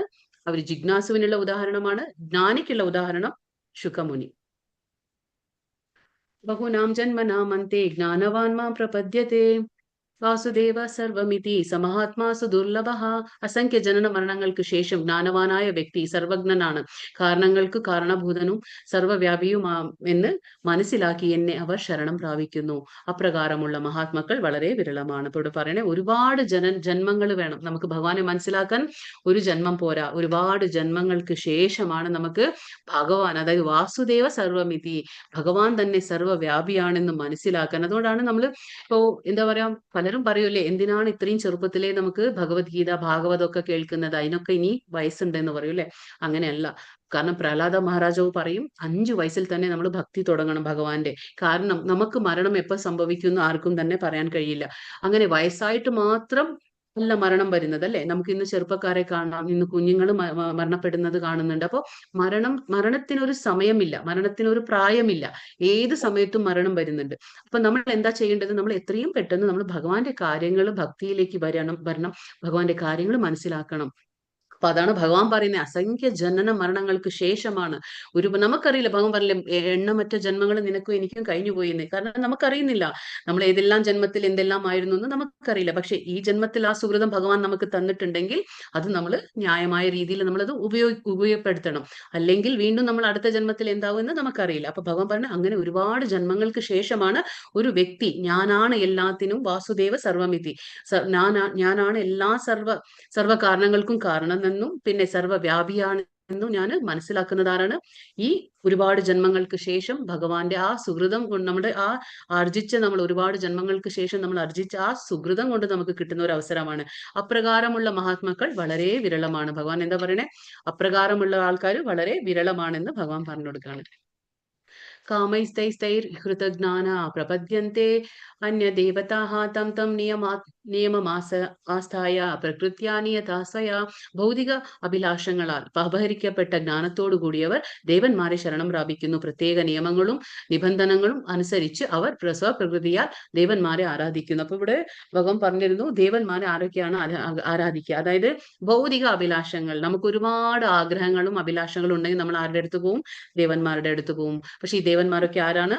ഭഗവാന്റെ പ്രതിനിധികളാണ്. നമ്മൾ മനസ്സിലാക്കി, ഇന്ദ്രൻ, ചന്ദ്രൻ, സൂര്യൻ, വരുണൻ, അഗ്നി, വായു, ഇതൊക്കെ ആരാണ്? നമ്മൾ മനസ്സിലാക്കിയില്ല, ഇതൊക്കെ ഭഗവാന്റെ അധീനതയിലാണ് ഇവരെല്ലാം. അപ്പൊ ഭഗവാന്റെ അധീനതയിലാണ് ദേവന്മാരൊക്കെ. അപ്പോ ഭഗവാന്റെ ആ ഒരു റെപ്രസെന്റേറ്റീവ്, പ്രതിനിധികൾ എന്ന് നമ്മൾ പറയും ഇവരെ. അപ്പൊ അവരുടെ അടുത്ത് ആരാ പോകുന്നത്? ഒരുപാട് ഭൗതികമായിട്ടുള്ള അഭിലാഷങ്ങളുള്ളവര്. കാരണം അവർക്ക് എന്താണ്? ഒന്ന് കഴിഞ്ഞാൽ വീണ്ടും വീണ്ടും ആഗ്രഹങ്ങൾ വന്നുകൊണ്ടേയിരിക്കും. അപ്പൊ അവരെന്താ ചെയ്യുന്നത്? അവര് പ്രത്യേക നിയമങ്ങളോ നിബന്ധനകളോ അനുസരിച്ച്, അവർക്ക് ഇത് ശാസ്ത്രപ്രകാരമാണോ, ഇത് നമ്മുടെ ശാസ്ത്രത്തിൽ പറഞ്ഞിട്ടുണ്ടോ, നമ്മുടെ എന്താ പറയാ, സാധു വൈദിക ശാസ്ത്രം ഗുരുക്കന്മാരെ ഒന്നും എന്താ പറയാ, അവരുടെ എന്താ പറയാ, അവര് പറഞ്ഞിട്ടുള്ള കാര്യങ്ങളായിരിക്കില്ല. പക്ഷെ അവർക്ക് തോന്നുന്നത് പോലെ അവര് പ്രത്യേക നിയമങ്ങളും നിബന്ധനകളും ഒക്കെ അവർ സ്വയം അനുസരിച്ചുകൊണ്ട്, കാരണം ഇതൊക്കെ എവിടുന്ന് വന്നു, ഇതെങ്ങനെ മനസ്സിലായി എന്നൊക്കെ ചോദിച്ചാൽ അവർക്ക് പറയാൻ ഒരു ഉത്തരം ഉണ്ടാവില്ല. ആരോ ചെയ്തു, നമ്മളും ചെയ്യുന്നു, ആരോ പറഞ്ഞു, നമ്മൾ ചെയ്യുന്നു, ഇത്ര മാത്രമേ അവർക്ക് ഉത്തരം ഉണ്ടാവുള്ളൂ. പക്ഷെ അങ്ങനെ സ്വപ്രകൃതിയാൽ ദേവന്മാരെ ആരാധിക്കുന്നു എന്ന് ഇവിടെ പറയുന്നു ഭഗവാൻ. അന്തവത്തു ഫലം തേഷാം തദ്ഭവതി അല്പമേധസാ ദേവാൻ ദേവയോർയാന്തി മദ്ഭക്തോ യാന്തി മാമപി. മൂഢന്മാര് ദേവന്മാരെ ആരാധിക്കുകയാണ്. എന്താ പറയുന്നത് ഭഗവാൻ? മൂഢന്മാര്, അതായത് വിഡ്ഢികള്, ഫൂൾസ് എന്ന് പറയുന്ന നമ്മൾ വിഡ്ഢികള്, മൂഢന്മാര് ദേവന്മാരെ ആരാധിക്കുന്നു. അവർക്ക് കിട്ടുന്ന ഫലമാകട്ടെ തുച്ഛവും ക്ഷണികവും അത്രേ. അപ്പൊ ഇവിടെ പറയാണ്, ദേവന്മാരെ ആരാധിക്കുന്നവർക്ക് കിട്ടുന്ന ഫലം എങ്ങനെയാണ്? തുച്ഛവും ക്ഷണികവും. രണ്ട് കാര്യം പറയുന്നു. തുച്ഛം എന്ന് പറഞ്ഞാൽ വളരെ തുച്ഛം, അത് ശാശ്വതമാവാത്തത്. ക്ഷണികമാണ്, അത് മൊമെന്റസ്, നമ്മൾ പറയില്ല, അത് ക്ഷണികമാണ്, ശാശ്വതമല്ല. ദേവന്മാരെ പൂജിക്കുന്നവർ ആ ദേവന്മാരുടെ ലോകങ്ങളിലെത്തും. എന്റെ ഭക്തന്മാരാകട്ടെ പരമോന്നതമായ എന്റെ ധാമത്തിൽ എത്തിച്ചേരുന്നു. ഭഗവാൻ പറയാണ്, നമുക്കറിയാം ഭഗവാന്റെ ധാമം ഗോലോക വൃന്ദാവനം. അവിടെ ചെന്നാൽ തിരിച്ചു വരാൻ നമുക്ക് പറ്റില്ല. അവിടെ അത് പെർമനന്റ്, അതായത് ശാശ്വതമായ ധാമമാണ് ഭഗവാന്റെ. പക്ഷേ നേരം മറിച്ച് ദേവന്മാരുടെ ലോകങ്ങളെല്ലാം അത് ശാശ്വതമല്ല. കാരണം നമ്മൾ പറഞ്ഞു, ഇനി വരുന്ന അധ്യായങ്ങളിൽ നമുക്ക് മനസ്സിലാക്കാം, അതായത് ബ്രഹ്മാവിൽ നിന്നും എല്ലാ ലോകങ്ങളിലും എവിടെ എത്തിയാലും നമുക്ക് തിരിച്ച് ഈ ഭൂമിയിലേക്ക് തന്നെ വരണം. വീണ്ടും നമ്മൾ ഇവിടെ വന്ന് കർമ്മം ചെയ്ത് നമ്മൾ വീണ്ടും ഭഗവാനെ പ്രാപിക്കുന്നത് വരെ നമ്മൾ ഇങ്ങനെ കറങ്ങിക്കൊണ്ടിരിക്കും. കുറച്ചു കാലം സ്വർഗത്തിൽ, കുറച്ചു കാലം നരകത്തിൽ, അവിടെ ഇവിടെയൊക്കെ ചെന്ന് നമ്മൾ വീണ്ടും ഭൂമിയിലേക്ക് തന്നെ നമ്മൾ വരുന്നു. പക്ഷെ കൃഷ്ണന്റെ പറയണ ഭഗവാൻ എന്റെ ഭക്തന്മാരാകട്ടെ പരമധാമമായ എന്റെ ധാമത്തിൽ എത്തിച്ചേരുന്നു. കൃഷ്ണാവബോധത്തോടെ ഭഗവത് സേവനത്തിൽ ഏർപ്പെടുന്ന ശുദ്ധഭക്തൻ സച്ചിദാനന്ദ അവസ്ഥയിൽ ശാശ്വതമായി വാഴുമെന്നിരിക്കെ ഭക്തന് സിദ്ധിക്കുന്ന നേട്ടവും ഒരു സാധാരണ ദേവ ആരാധകന്റെ നേട്ടവും എത്ര വ്യത്യാസമാണ് എന്ന് നമുക്ക് മനസ്സിലാക്കാം. അതായത് ദേവന്മാരെ ആരാധിക്കുമ്പോൾ ഫലം തുച്ഛവും ക്ഷണികവുമാണ്. പക്ഷെ ഭഗവാനെ ആരാധിക്കുമ്പോൾ ശാശ്വതമായ ധാമത്തിലേക്കാണ് പോകുന്നത്. അവിടെ ചെന്നാൽ തിരിച്ചു വരവില്ല. ഭഗവാന് പരിമിതിയില്ല. ഭഗവാന്റെ അനുഗ്രഹത്തിന് ഒരു പരിമിതിയില്ലാത്ത ഒരു അനുഗ്രഹമാണ് ഭഗവാൻ നൽകുന്നത്. അത് തുച്ഛമല്ല, ക്ഷണികവുമല്ല. വരദാനങ്ങൾക്ക് എണ്ണമില്ല. ആരുടെ? ഭഗവാന്റെ വരദാനങ്ങൾക്ക് എണ്ണമില്ല. കാരുണ്യം അതിരറ്റതാണ്. അതുകൊണ്ട് എന്താ പറയാ, ശുദ്ധ ഭക്തനിൽ അദ്ദേഹത്തിനുള്ള കനിവും അതിരറ്റതത്രേ. അപ്പോ ഭഗവാൻ അത്രയ്ക്കും പ്രിയനാണ് ശുദ്ധ ഭക്തൻ. കാരണം അവന് ആഗ്രഹങ്ങളൊന്നുമില്ല. അവന് ഒരേ ആഗ്രഹം എന്താണ്? ഭഗവത് സേവനം, ഭഗവാനെ പ്രീതിപ്പെടുത്തണം, ഭഗവാനെ സന്തോഷിപ്പിക്കണം. സ്വന്തം ഇന്ദ്രിയങ്ങളുടെ തൃപ്തിയല്ല അവൻ നോക്കാറുള്ളത്. അതാണ് അവിടെ വ്യത്യാസം പറഞ്ഞു തരുന്നത്. നാഹം പ്രകാശ സർവസ്യ യോഗമായ സമാവൃതഃ മൂഢോയം നാഭിജാനാതി ലോകോ മാമജം അവ്യയം. ബുദ്ധി ഇല്ലാത്തവർക്കും മൂഢന്മാർക്കും ഞാൻ ഒരിക്കലും പ്രത്യക്ഷനാവില്ല. ഭഗവാൻ പറയാണ്, ഞാൻ ആർക്കാണ് പ്രത്യക്ഷനാവില്ല? ബുദ്ധി ഇല്ലാത്തവർക്കും മൂഢന്മാർക്കും. മൂഢൻ പറഞ്ഞാൽ വിഡ്ഢി എന്ന് പറയുന്നില്ലേ, അത്. അപ്പൊ യോഗമായയെ എന്താ പറയാ, യോഗമായ എന്ന എന്റെ അന്തരംഗ ശക്തി അവരിൽ നിന്ന് എന്നെ മറച്ചു വെക്കുന്നു. ഭഗവാനെ ഇപ്പൊ നമുക്ക് എങ്ങനെ ഒരു മറവാണ്, അതായത് ഒരു കട്ടൻ എന്ന് പറയില്ലേ, ഭഗവാനെ കാണാൻ എന്തുകൊണ്ട് നമുക്ക് കഴിയുന്നില്ല എന്ന് പറഞ്ഞാൽ ഭഗവാന്റെ അന്തരംഗ ശക്തിയായ ആ യോഗമായ ഒരു കട്ടൻ പോലെ നിൽക്കുകയാണ് നമുക്കും ഭഗവാനും തമ്മില്. അതുകൊണ്ട് നമുക്ക് എന്താണ്, ഭഗവാനെ കാണാൻ കഴിയുന്നില്ല. അതാണ് പറയുന്നത്. തന്മൂലം അജനും അവ്യയനുമായ ഞാൻ എന്ന് അവർ അറിയുന്നതുമില്ല. അതെന്താണ്, നമുക്ക് ആ എന്താ പറയാ ഒരു കട്ടനാണ്, മായ എന്നുള്ള ഒരു കട്ടൻ ഉണ്ട്, അതിന്റെ പുറകെ ഭഗവാൻ ഉണ്ട്. പക്ഷെ നമുക്ക് കാണാൻ കഴിയുന്നില്ല. കാരണം നമ്മുടെ ആ ബുദ്ധിയില്ലായ്മയും നമ്മൾ മൂഢന്മാരായതുകൊണ്ട് നമുക്ക് ഭഗവാനെ കാണിച്ചു തരുന്നില്ല. ആര്? ആ ഭഗവാന്റെ അന്തരംഗ ശക്തിയായ മായ, എന്താ പറയാ യോഗമായ. തന്മൂലം അജൻ, ഭഗവാന് ജനനമില്ല, ഭഗവാന് മരണമില്ല, ഭഗവാൻ ശാശ്വതനാണ്. അതേപോലെ ഭഗവാന്റെ അംശമായ നമുക്കും എന്താണ്, നമ്മളും ശാശ്വതമാണ്, നമ്മളും ഭഗവാന്റെ. അതുകൊണ്ട് നമ്മൾ പറഞ്ഞില്ലേ ലക്ഷണങ്ങളൊക്കെ ആത്മാവിന്റെ, അത് നിത്യനാണ്, ശാശ്വതനാണ്, പ്രാചീനനാണ്, ആയുധങ്ങൾക്കൊന്നും മുറിക്കാൻ പറ്റില്ല. എന്തുകൊണ്ട്? ഭഗവാന്റെ അംശമായതുകൊണ്ട്. അപ്പൊ ഭഗവാന്റെ അംശത്തിന് എന്താ ജോലി? ആ ഭഗവാൻ യജമാനനാണെങ്കിൽ നമ്മൾ എന്താണ്, നമ്മളെല്ലാം സേവകരാണ്. ഭഗവാൻ യജമാനനാണെങ്കിൽ സേവകർ. അപ്പൊ അതാണ് നമ്മുടെ മൂലസ്വരൂപം എന്ന് പറഞ്ഞാൽ ഭഗവാനെ സേവിക്കുന്നതാണ് മൂലസ്വരൂപം. അപ്പൊ ഇവിടെ പറയുന്നത് ഭഗവാൻ അവ്യയനാണ്, അജനാണെന്ന് ആർക്കും മനസ്സിലായി. അതായത് ഭഗവാന് നാശമില്ല, ഭഗവാന് പിറവിയില്ല, ജനനമില്ല, മരണമില്ല എന്നൊന്നും മറ്റുള്ളവർ അറിയുന്നില്ല. കാരണം യോഗമായ, അതായത് ഭഗവാന്റെ അന്തരംഗ ശക്തി അവരെ മറച്ചു പിടിച്ചിരിക്കുകയാണ് ഭഗവാനെ. വേദാഹം സമതീതാനി വർത്തമാനി ചാർജുന ഭവിഷ്യാണി ച ഭൂതാനി മാം തു വേദന കശ്ചന. ഹേ അർജുന, പരമപുരുഷനായ എനിക്ക് പണ്ടുണ്ടായതും ഇന്ന് സംഭവിക്കുന്നതും മേലിൽ വരാൻ പോകുന്നതുമായ എല്ലാം അറിയാം. എല്ലാ ജീവാത്മാക്കളും എനിക്ക് സുപരിചിതരാണ്. പക്ഷേ എന്നെ ആർക്കും അറിയാൻ വയ്യ. അതായത് ഭഗവാൻ, ഞാൻ പറഞ്ഞു, ഉള്ളിലെ പരമാത്മാ ഭാവത്തിൽ ഭഗവാനുണ്ട്. അപ്പൊ അതുകൊണ്ട് നമ്മൾ ഈ ജന്മത്തിൽ നമ്മൾ മറ്റുള്ളവരോട് കള്ളം പറയാം, നമുക്ക് എന്തെങ്കിലും മറ്റുള്ളവരെ പറ്റിക്കാൻ പറ്റും നമുക്ക്. പക്ഷേ അതല്ല, ഉള്ളിലുള്ള പരമാത്മാ, നമ്മുടെ ഉള്ളിലുള്ള പരമാത്മ സാക്ഷ്യം വഹിക്കുകയാണ്. നമ്മുടെ ഓരോ ചിന്താഗതി എന്താണെന്നും നമ്മുടെ ഓരോ കർമ്മങ്ങൾ എന്താണെന്ന്, നമ്മുടെ ആ ഒരു എന്താ പറയാ, നമ്മുടെ എല്ലാ കാര്യങ്ങൾക്കും ആരാണ് സാക്ഷി? ഭഗവാനാണ്. അതുകൊണ്ട് ഭഗവാൻ എന്താ പറയുന്നത്? എനിക്ക് പണ്ടുണ്ടായതും ഇന്ന് സംഭവിക്കുന്നതും നാളെ സംഭവിക്കാനിരിക്കും. അതായത് ഭൂത വർത്തമാനം ഭവിഷ്യം എന്ന് പറയില്ലേ, എല്ലാം ഭഗവാൻ അറിയാം. അതുകൊണ്ട് ഞാൻ കഴിഞ്ഞ ജന്മത്തിൽ എന്തായിരുന്നു? ഭഗവാൻ അറിയാം. കാരണം എന്താണെന്ന് വെച്ചാൽ നിന്റെ ആത്മാവ് എന്താ പറയുക, ഈ ശരീരം വിട്ട് പുറത്തു പോകുമ്പോൾ ആരാണ് കൂടെ പോകുന്നത്? ഭഗവാനാണ്. അതുകൊണ്ടാണ് ഭഗവാൻ സുഹൃത്താണ് നമ്മുടെ. കാരണം നമ്മളോടൊപ്പം എല്ലാ ജന്മങ്ങളിലും ഉണ്ട്. ഇന്നിപ്പോ ഞാൻ ഒരു മനുഷ്യ സ്ത്രീ ആണെങ്കിൽ നാളെ ഞാൻ നായയുടെ ജന്മം എടുക്കുമ്പോഴും ഭഗവാൻ എന്റെ ആത്മാവിന്റെ കൂടെ അങ്ങോട്ടും വരുന്നുണ്ട്. അതുകൊണ്ട് ഭഗവാൻ എന്റെ സുഹൃത്താണ്, എല്ലാ ജന്മങ്ങളിലും എന്റെ കൂടെ ഉണ്ട്. അപ്പൊ എന്റെ വർത്തമാനവും ഭവിഷ്യം, എന്താ പറയാ, വർത്തമാനവും ഭാവിയും എല്ലാം ഭഗവാനറിയാം എന്താണെന്ന്. പക്ഷെ എന്നിരുന്നാലും ഭഗവാനെ നമുക്ക് മനസ്സിലാക്കാൻ പറ്റില്ല. ഭഗവാൻ നമ്മൾ ഓരോ ജീവാത്മാക്കളും പരിചിതരാണ്. അതായത് എല്ലാവരെയും ഭഗവാനറിയാം, ഓരോരുത്തരെയും ഭഗവാനറിയാം. പക്ഷെ നമുക്ക് ഭഗവാനെ അറിയാൻ കഴിയില്ല എന്ന് ഭഗവാൻ പറയാം. ഏഷാം ത്വന്തഗതം പാപം ജനാനം പുണ്യകർമ്മണ തേ ത്വന്ത മോഹ നിർമുക്ത ഭജന്തേ മാം ദൃഢവ്രതാഃ. പൂർവ്വജന്മങ്ങളിലും ഈ ജന്മത്തിലും പുണ്യകർമ്മങ്ങൾ ചെയ്തിട്ടുള്ളവർ അവരുടെ പാപഫലങ്ങൾ നിർമാർജനം ചെയ്ത് ദ്വന്ദ്വ വ്യാമോഹങ്ങളിൽ നിന്ന് വിമുക്തരാകുന്നു. അങ്ങനെ അവർ ദൃഢനിശ്ചയത്തോടെ എന്റെ സേവനത്തിൽ മുഴുകും. ആരൊക്കെയാണ് ഭഗവാന്റെ ആർക്കൊക്കെയാണ് ഭഗവാനെ ആരാധിക്കാൻ പറ്റിയ ഇവിടെ? അതായത് എന്താ പറയാ നമ്മള് പൂർവ്വജന്മങ്ങൾ, അതായത് കഴിഞ്ഞ ജന്മങ്ങളിൽ നമ്മൾ, പിന്നെ ഈ ജന്മത്തിലും ഒരുപാട് പുണ്യകർമ്മങ്ങൾ നമ്മൾ ചെയ്തിട്ടുണ്ടെങ്കിൽ നമ്മുടെ പാപഫലങ്ങളെല്ലാം നിർമാർജനം ചെയ്തത് കഴുകപ്പെട്ട്, അതായത് നമ്മുടെ ഭൗതിക മാലിന്യങ്ങളെല്ലാം നമ്മുടെ കഴുകിക്കഴിഞ്ഞാൽ അപ്പൊ നമ്മൾ ദ്വന്ദ്വ വ്യാമോഹം, ദ്വന്ദ്വം നമ്മൾ പറഞ്ഞു, സുഖ ദുഃഖം ഇങ്ങനെയുള്ള കാര്യങ്ങളൊക്കെ നമ്മൾ പറഞ്ഞു. അപ്പൊ അതിൽ നിന്നെല്ലാം നമ്മൾ വിമോചിതരായി കഴിഞ്ഞിട്ട് പിന്നെ നമ്മൾക്ക് എന്താണ് അപ്പൊ നമുക്കുണ്ടാവുക? ദൃഢനിശ്ചയം. ഭഗവാൻ എപ്പോഴും പറയുന്ന ഒരു കാര്യമാണ് നിശ്ചയദാർഢ്യം. നമ്മൾ പറയില്ല, അർജുനൻ ഉദാഹരണം അല്ലെ, ആ നിശ്ചയദാർഢ്യത്തോടെ, അതായത് ചഞ്ചലമായ മനസ്സില്ലാതെ ഭഗവാനെ നിരന്തരമായി സേവനത്തിനുള്ള ആ ഒരു മനസ്സോടെ നമുക്ക് ഭഗവാനെ സേവിക്കാൻ കഴിയും. അങ്ങനെയുള്ള ആ സേവനത്തിൽ നമ്മൾ മുഴുകും. അത്രയും നമ്മൾ പൂർവ്വജന്മങ്ങളിലെ പുണ്യം ചെയ്തിരിക്കണം. ഈ ജന്മത്തിലും നമ്മുടെ പുണ്യകർമ്മങ്ങൾ നമ്മൾ ചെയ്തിരിക്കണം. എങ്കിൽ നമ്മുടെ പാപഫലങ്ങളെല്ലാം ഭഗവാൻ കഴുകിത്തരും. എങ്കിൽ അപ്പൊ നമുക്ക് എന്താണ് ദ്വന്ദ്വ വ്യാമോഹം. വ്യാമോഹം എന്ന് പറഞ്ഞാൽ കുറച്ചുണ്ടായിട്ടും നമുക്ക് എന്താണ് വീണ്ടും വീണ്ടും വേണം എന്നുള്ള ആ വ്യാമോഹം തോന്നുക. ആ വ്യാമോഹത്തിൽ നിന്ന് നമ്മൾ വിമുക്തരാകുന്നു. കൂടുതൽ കൂടുതൽ വേണം അത്യാഗ്രഹം, അതെല്ലാം നമുക്ക് നീങ്ങിക്കിട്ടും. അങ്ങനെയുള്ളവർക്ക് മാത്രമാണ് ഭഗവാന്റെ ഭക്തിയുത സേവനത്തിൽ ഏർപ്പെടാൻ കഴിയുക. അതായത് എങ്ങനെയുള്ളവരാണ് ഭഗവാന്റെ സേവനത്തിൽ ഏർപ്പെടുന്നത് എന്ന് ഭഗവാൻ പറയുന്നു. അതായത് കഴിഞ്ഞ ജന്മത്തിലും ഈ ജന്മത്തിലും പുണ്യകർമ്മങ്ങൾ ചെയ്തവർ, പിന്നെ അവരുടെ പാപകർമ്മങ്ങളൊക്കെ മാറിയിട്ട് ദ്വന്ദ്വങ്ങളിൽ നിന്ന് വിമുക്തരായവർ, ആ ദൃഢനിശ്ചയത്തോടെ ഭഗവാന്റെ സേവനത്തിൽ ഏർപ്പെടാൻ കഴിയും അവർക്ക് എന്ന് ഭഗവാൻ പറഞ്ഞുതരാണ്. സാധിഭൂതാദിദൈവം മാം സാധിയജ്ഞം ച യേ വിദുഃ പ്രയാണകാലേപി ച മാം തേ വിദുർയുക്ത ചേതസഃ. എന്നെ അറിയുകയും എപ്പോഴും എന്നെക്കുറിച്ചുള്ള ബോധം പുലർത്തുകയും ചെയ്യുന്നവർ, ഭൗതിക പ്രപഞ്ചങ്ങളുടെയും ദേവന്മാരുടെയും സർവയജ്ഞങ്ങളുടെയും നിയന്താവായ ഭഗവാനാണ് ഞാൻ എന്നറിയുന്നവൻ മരണസമയത്ത് പോലും എന്നെ സ്മരിക്കും. അപ്പൊ എങ്ങനെയുള്ളവനാണ് ഭഗവാനെ മരണസമയത്ത് സ്മരിക്കാൻ കഴിയുക? അതാണ് ഇപ്പൊ പറഞ്ഞു തരുന്നത്. എങ്ങനെയുള്ളവനാണ്?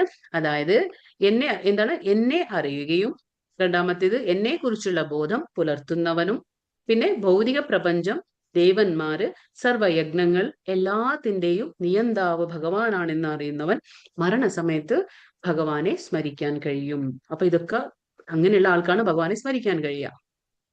അപ്പൊ ഭഗവാനോട് ഒരു എന്താ പറയാ, ഭഗവാനോട് വരാഹ പുരാണത്തില് ഒരു ഇതുണ്ട്. അതായത് നമ്മളിപ്പോ എത്രയ്ക്കും നമ്മൾ ഭക്തിയുത സേവനം അനുഷ്ഠിച്ചിരിക്കണം. അല്ലാതെ നമുക്കിപ്പോ ഇന്നൊരു ദിവസം ചെയ്തു, പിന്നെ ഒരു മാസം കഴിഞ്ഞിട്ട് നമ്മൾ ഭഗവാന്റെ സേവനം ചെയ്യുന്നു, അല്ലെ ഇന്നൊരു നാമം ചെയ്തു, നാമജപം ചെയ്തു, പിന്നെ 2 ആഴ്ച കഴിഞ്ഞിട്ട് ചെയ്യാം, അങ്ങനെയല്ല. നിരന്തരമായിട്ട് നമ്മൾ, അത് പറഞ്ഞില്ലേ ഭഗവാൻ, പരിശീലനം, ആ നിത്യ പരിശീലനം കൊണ്ട് നമ്മൾ നിരന്തരം ചെയ്യുകയാണെങ്കിൽ ഭഗവാന്റെ ഭക്തിയുത സേവനം, അപ്പോൾ സ്വാഭാവികമായിട്ടും നമ്മുടെ മനസ്സിൽ ആരുണ്ടാവും? ഭഗവാൻ ഉണ്ടാവും, അല്ലെ? നമ്മൾ എങ്ങനെയാണ് ഭഗവാനെ ഓർത്തെടുക്കുക? നമ്മൾ ഓരോ ചെയ്യുന്ന കർമ്മത്തിൽ എങ്ങനെയാണ് നമുക്ക് ഭഗവാനെ ഓർക്കാൻ പറ്റുക? അത് നമ്മൾ ആരെയാണോ നമ്മൾ നിരന്തരം ചിന്തിക്കുന്നത്, ആരെക്കുറിച്ചാണോ നമ്മൾ നിരന്തരം കേട്ടുകൊണ്ടിരിക്കുന്നത്, അങ്ങനെയുള്ളവരല്ലേ നമ്മുടെ മനസ്സിൽ വരുള്ളൂ. അതിപ്പോ ആര് വേണേലും ആവാം, അല്ലെ? അപ്പൊ അതുകൊണ്ടാണ് നമ്മൾ പറയുന്നത് കൂടുതൽ കൂടുതൽ ഭഗവാന്റെ കാര്യങ്ങൾ കേൾക്കുക, കൂടുതൽ കൂടുതൽ ഭഗവാന്റെ കാര്യങ്ങളിൽ നമ്മൾ ഉത്സുകരായിട്ട് പണിയെടുക്കുക, ജോലി ചെയ്യുക, സേവനം ചെയ്യുക. അപ്പൊ എന്താ സംഭവിക്കുക? അപ്പൊ നമ്മുടെ മനസ്സ് നമ്മൾ അറിയാതെ തന്നെ ആ മനസ്സിന്റെ ഉള്ളിൽ ആരെന്നറിയും? ഭഗവാൻ എന്നറിയും. അങ്ങനെ ആയിരിക്കുമ്പോൾ മരണസമയത്ത് നമുക്ക് പേടിക്കാനില്ല. ആരാ വരിക? നമുക്ക് ഭഗവാൻ തന്നെ ഒരു ഓർമ്മയായി നമ്മുടെ അടുത്തേക്ക് എത്തും. അപ്പൊ അതാണ് പറഞ്ഞ ഭഗവാൻ ആർക്കൊക്കെ ഓർക്കാൻ പറ്റൂ? എന്നെ അറിയുകയും എപ്പോഴും എന്നെ കുറിച്ചുള്ള ബോധം പുലർത്തുന്നവൻ. എങ്ങനെ ബോധം പുലർത്തും? നമ്മൾ ഓരോരുത്തരെ കാണുമ്പോഴും നമുക്ക് ആലോചിക്കണം, അവരുടെ ഉള്ളിൽ ആരുണ്ട്? ഭഗവാൻ പരമാത്മാ രൂപത്തിലുണ്ട്, സർവ്വ ജീവജാലങ്ങളില് ഭഗവാൻ ഉണ്ട്. അതുകൊണ്ട് അങ്ങനെ ഓരോന്നും കാണുമ്പോൾ നമുക്ക് മനസ്സിലാക്കണം, എല്ലാ ഭഗവാന്റെ ആ ശക്തിയാണ്, ഭഗവാന്റെ ആ സൃഷ്ടിയാണ് എന്നൊക്കെ നമുക്ക് ആ ബോധം നമ്മൾ പുലർത്തണം എപ്പോഴും. അതാണ് കൃഷ്ണാവബോധം. നമ്മുടെ അവബോധത്തിൽ എപ്പോഴും കൃഷ്ണനായിരിക്കണം. എങ്കിൽ മാത്രമേ നമുക്ക് എന്താ കിട്ടുക? നമുക്ക് മരണസമയത്ത് ഭഗവാനെ ഓർക്കാൻ പറ്റൂ. ഇനിയിപ്പോ ചിലപ്പോ നമ്മൾ ഇത്രയും നിരന്തരം നമ്മൾ ഭഗവാനെ ഓർത്തു, പക്ഷേ ചില സമയത്ത് നമുക്കിപ്പോ എന്തെങ്കിലും ഒരു ആക്സിഡന്റ് സംഭവിച്ചു, അല്ലെങ്കിൽ നമുക്ക് ഒരു കോമ സംഭവിച്ചു, കോമ സ്റ്റേജിൽ നമ്മൾ കിടക്കാണ്. പക്ഷെ അതിനു മുന്നേ നമ്മൾ അത്രയും ഭഗവാനെ തുടർച്ചയായിട്ട് നിരന്തരം നമ്മൾ ഭഗവാനെ ആലോചിച്ചിട്ടുണ്ടെങ്കിൽ തീർച്ചയായിട്ടും നമുക്ക് പേടിക്കാനില്ല. ഭഗവാൻ തന്നെ ഓർമ്മയായിട്ട് നമ്മുടെ അടുത്തേക്ക് ഭഗവാൻ എത്തും. ഇത് എന്താ പറയാ, വരാഹ പുരാണത്തിൽ ഇത് പറയുന്നുണ്ട്. അതായത് എന്താ ഭഗവാൻ പറയുന്നത്? യദി വാചാദി ദോഷേണ മദ്ഭക്തോ മാം നാച സ്മരേത് അഹം സ്മരാമി മദ്ഭക്ത നയാമി പരമാം ഗതി എന്ന് ഭഗവാൻ പറയുന്നു. എന്താ പറയുന്നത് ഭഗവാൻ ഇതില്? അതായത് ജീവിതകാലം മുഴുവനും എനിക്ക് ഒഴിഞ്ഞു വെച്ച് ഭഗവാനെ എന്താ പറയാ, ജീവിതകാലം മുഴുവനും ഭഗവാന് വേണ്ടി സേവനം അനുഷ്ഠിച്ച ഒരു വ്യക്തി അഥവാ മരിക്കുന്ന സമയത്ത് നമുക്കറിയാം എന്താണ് കഫ, വാത, പിത്ത എന്നുള്ളത് നമുക്ക് അറിയാം. അപ്പൊ ഇങ്ങനെ ഏതെങ്കിലും ഒരു ദോഷത്തിലാണ് നമ്മൾ മരിക്കുന്നത്, അല്ലെ? അപ്പൊ ഇങ്ങനെ വാതാദി ദോഷേണ മദ്ഭക്ത, അതായത് മദ്ഭക്ത എന്ന് ഭഗവാൻ പറയുന്നത് ഭഗവാന്റെ ഭക്തൻ. അഥവാ ഇനി അവന് എന്നെ ഓർക്കാൻ കഴിഞ്ഞില്ലെങ്കിലും വിഷമിക്കാനില്ല. ഭഗവാൻ പറയുന്നു, ഞാൻ അവന്റെ ഓർമ്മയായി അവന്റെ അടുത്തേക്ക് എത്തുന്നു, അവനെ ഞാൻ എന്റെ ലോകത്തേക്ക് ഞാൻ കൊണ്ടുപോകുന്നു. ഇത് ഭഗവാൻ പറയുന്നത്. അപ്പൊ അങ്ങനെയാണ് നമ്മൾ എങ്ങനെയാണോ ഭഗവാനെ ശരണം പ്രാപിക്കുക, എങ്ങനെയാണോ നമ്മൾ സേവനം അനുഷ്ഠിക്കുക ഭഗവാനോട്, അത് രീതിയിലായിരിക്കും ഭഗവാൻ നമ്മളോട് ആ തക്ക ഫലം നമുക്ക് ഭഗവാൻ നൽകുന്നത്. അപ്പൊ നമ്മളത് ആ രീതിയിലായിരിക്കണം നമ്മുടെ ജീവിതം. ഹരേ കൃഷ്ണ കൃഷ്ണ കൃഷ്ണ ഹരേ ഹരേ, ഹരേ രാമ രാമ രാമ ഹരേ ഹരേ. വാഞ്ചാകൽപതരുഭ്യശ്ച കൃപാ സിന്ധുഭ്യൈവ ച പതിതാനാം പാവനേഭ്യോ വൈഷ്ണവേഭ്യോ നമോ നമഃ. അനന്തകോടി വൈഷ്ണവവൃന്ദ കി ജയ്, ശ്രീല പ്രഭുപാദ കി ജയ്, ശ്രീല ഗുരുദേവ് കി ജയ്. ഹരേ കൃഷ്ണ. അങ്ങനെ 7ാമത്തെ അധ്യായം ഇവിടെ അവസാനിക്കുന്നു. നമുക്ക് ക്വസ്റ്റ്യൻസ് ഒക്കെ നോക്കാം. ഹരേകൃഷ്ണ മാതാജി ശൃണു എന്ന വാക്കിന്റെ അർത്ഥം ഒന്ന് പറഞ്ഞുതരാൻ പറ്റുമോ? എന്നിൽ നിന്ന് കേൾക്കൂ, കേൾക്കൂ. ശൃണു എന്ന് പറഞ്ഞാൽ കേൾക്കൂ, എന്നിൽ നിന്ന് കേൾക്കൂ. ശരി. നമുക്ക് ക്വസ്റ്റ്യൻസ് നോക്കിയപ്പോ ആദ്യത്തെ ചോദ്യം ശക്തി ഏതാണ്? ഭഗവാന്റെ ക്വസ്റ്റ്യൻസ് ചോദിക്കാണ്. തത് ശൃണു എന്ന ഞാൻ ലീവ് ആവട്ടെ ഓക്കെ, ആയിക്കോട്ടെ മാതാജി. അപ്പൊ തത് ശൃണു എന്ന വാക്കിന്റെ അർത്ഥം എന്താണ്? എന്നിൽ നിന്ന് കേൾക്കൂ, ഭഗവാനിൽ നിന്ന് ഉത്തമ ഭക്തനിൽ നിന്നോ കേൾക്കണം. കേൾക്കുന്നു. ആദ്യം തത് ശൃണു എന്ന് പറഞ്ഞാൽ എന്നിൽ നിന്ന് കേൾക്കൂ, തത് ശൃണു. 3 വിഷ്ണു രൂപങ്ങൾ ഏതെല്ലാണ്?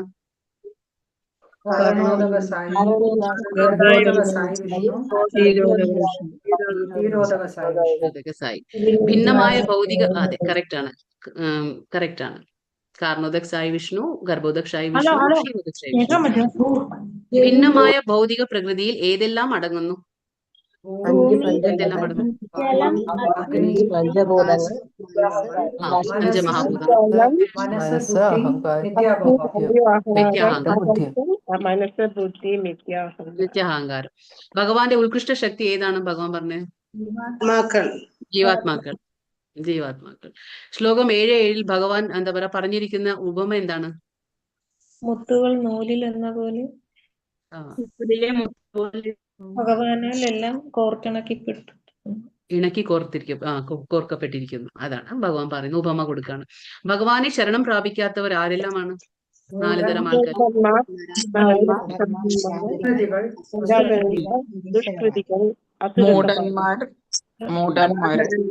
ദുഷ്കൃതികൾ, അസുരഭാവം. അതെ, ആസുരംഭാവം ആശ്രിതർ. അതാ. പിന്നെ ഭഗവാനെ ഭജിക്കുന്ന 4 കൂട്ടർ ആരെല്ലാമാണ്?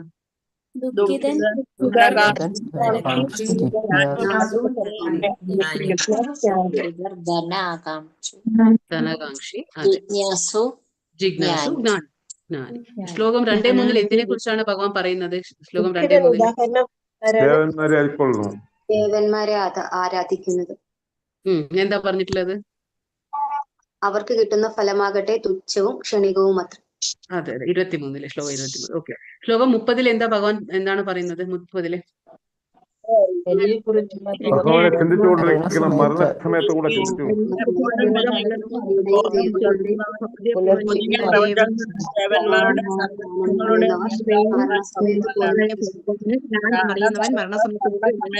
എന്നെ സ്മരിക്കും. അതന്നെ, അതെ. അപ്പൊ ആർക്കൊക്കെ ഭഗവാനെ സ്മരിക്കാൻ പറ്റും? അതായത് ഭഗവാനാണ് എല്ലാം, ഭഗവാൻ ദേവന്മാരുടെയും എല്ലാ കാണുന്ന ഭൗതിക പ്രപഞ്ചത്തിന്റെ എല്ലാത്തിന്റെയും ഭഗവാനാണ് നിയന്താവാണെന്നും മനസ്സിലാക്കുന്നവർ, എപ്പോഴും ഭഗവാനെ ആലോചിക്കുന്നവർക്ക് എന്താണ് മരണസമയത്ത് ഭഗവാനെ ഓർമ്മയായിട്ട് ഭഗവാൻ ഓർമ്മയായിട്ട് വരും എന്നാണ് പറയുന്നത്. ഹരേ കൃഷ്ണ. ദുഃഖിതനാരാണ്? ഗജേന്ദ്ര, പിന്നെ ദ്രൗപദി. ദുഃഖിതൻ ഉച്ചാരണ ആരാണ്? ഗജേന്ദ്ര, ദ്രൗപദി. പിന്നെ ധനാകാംക്ഷി ആരാണ്?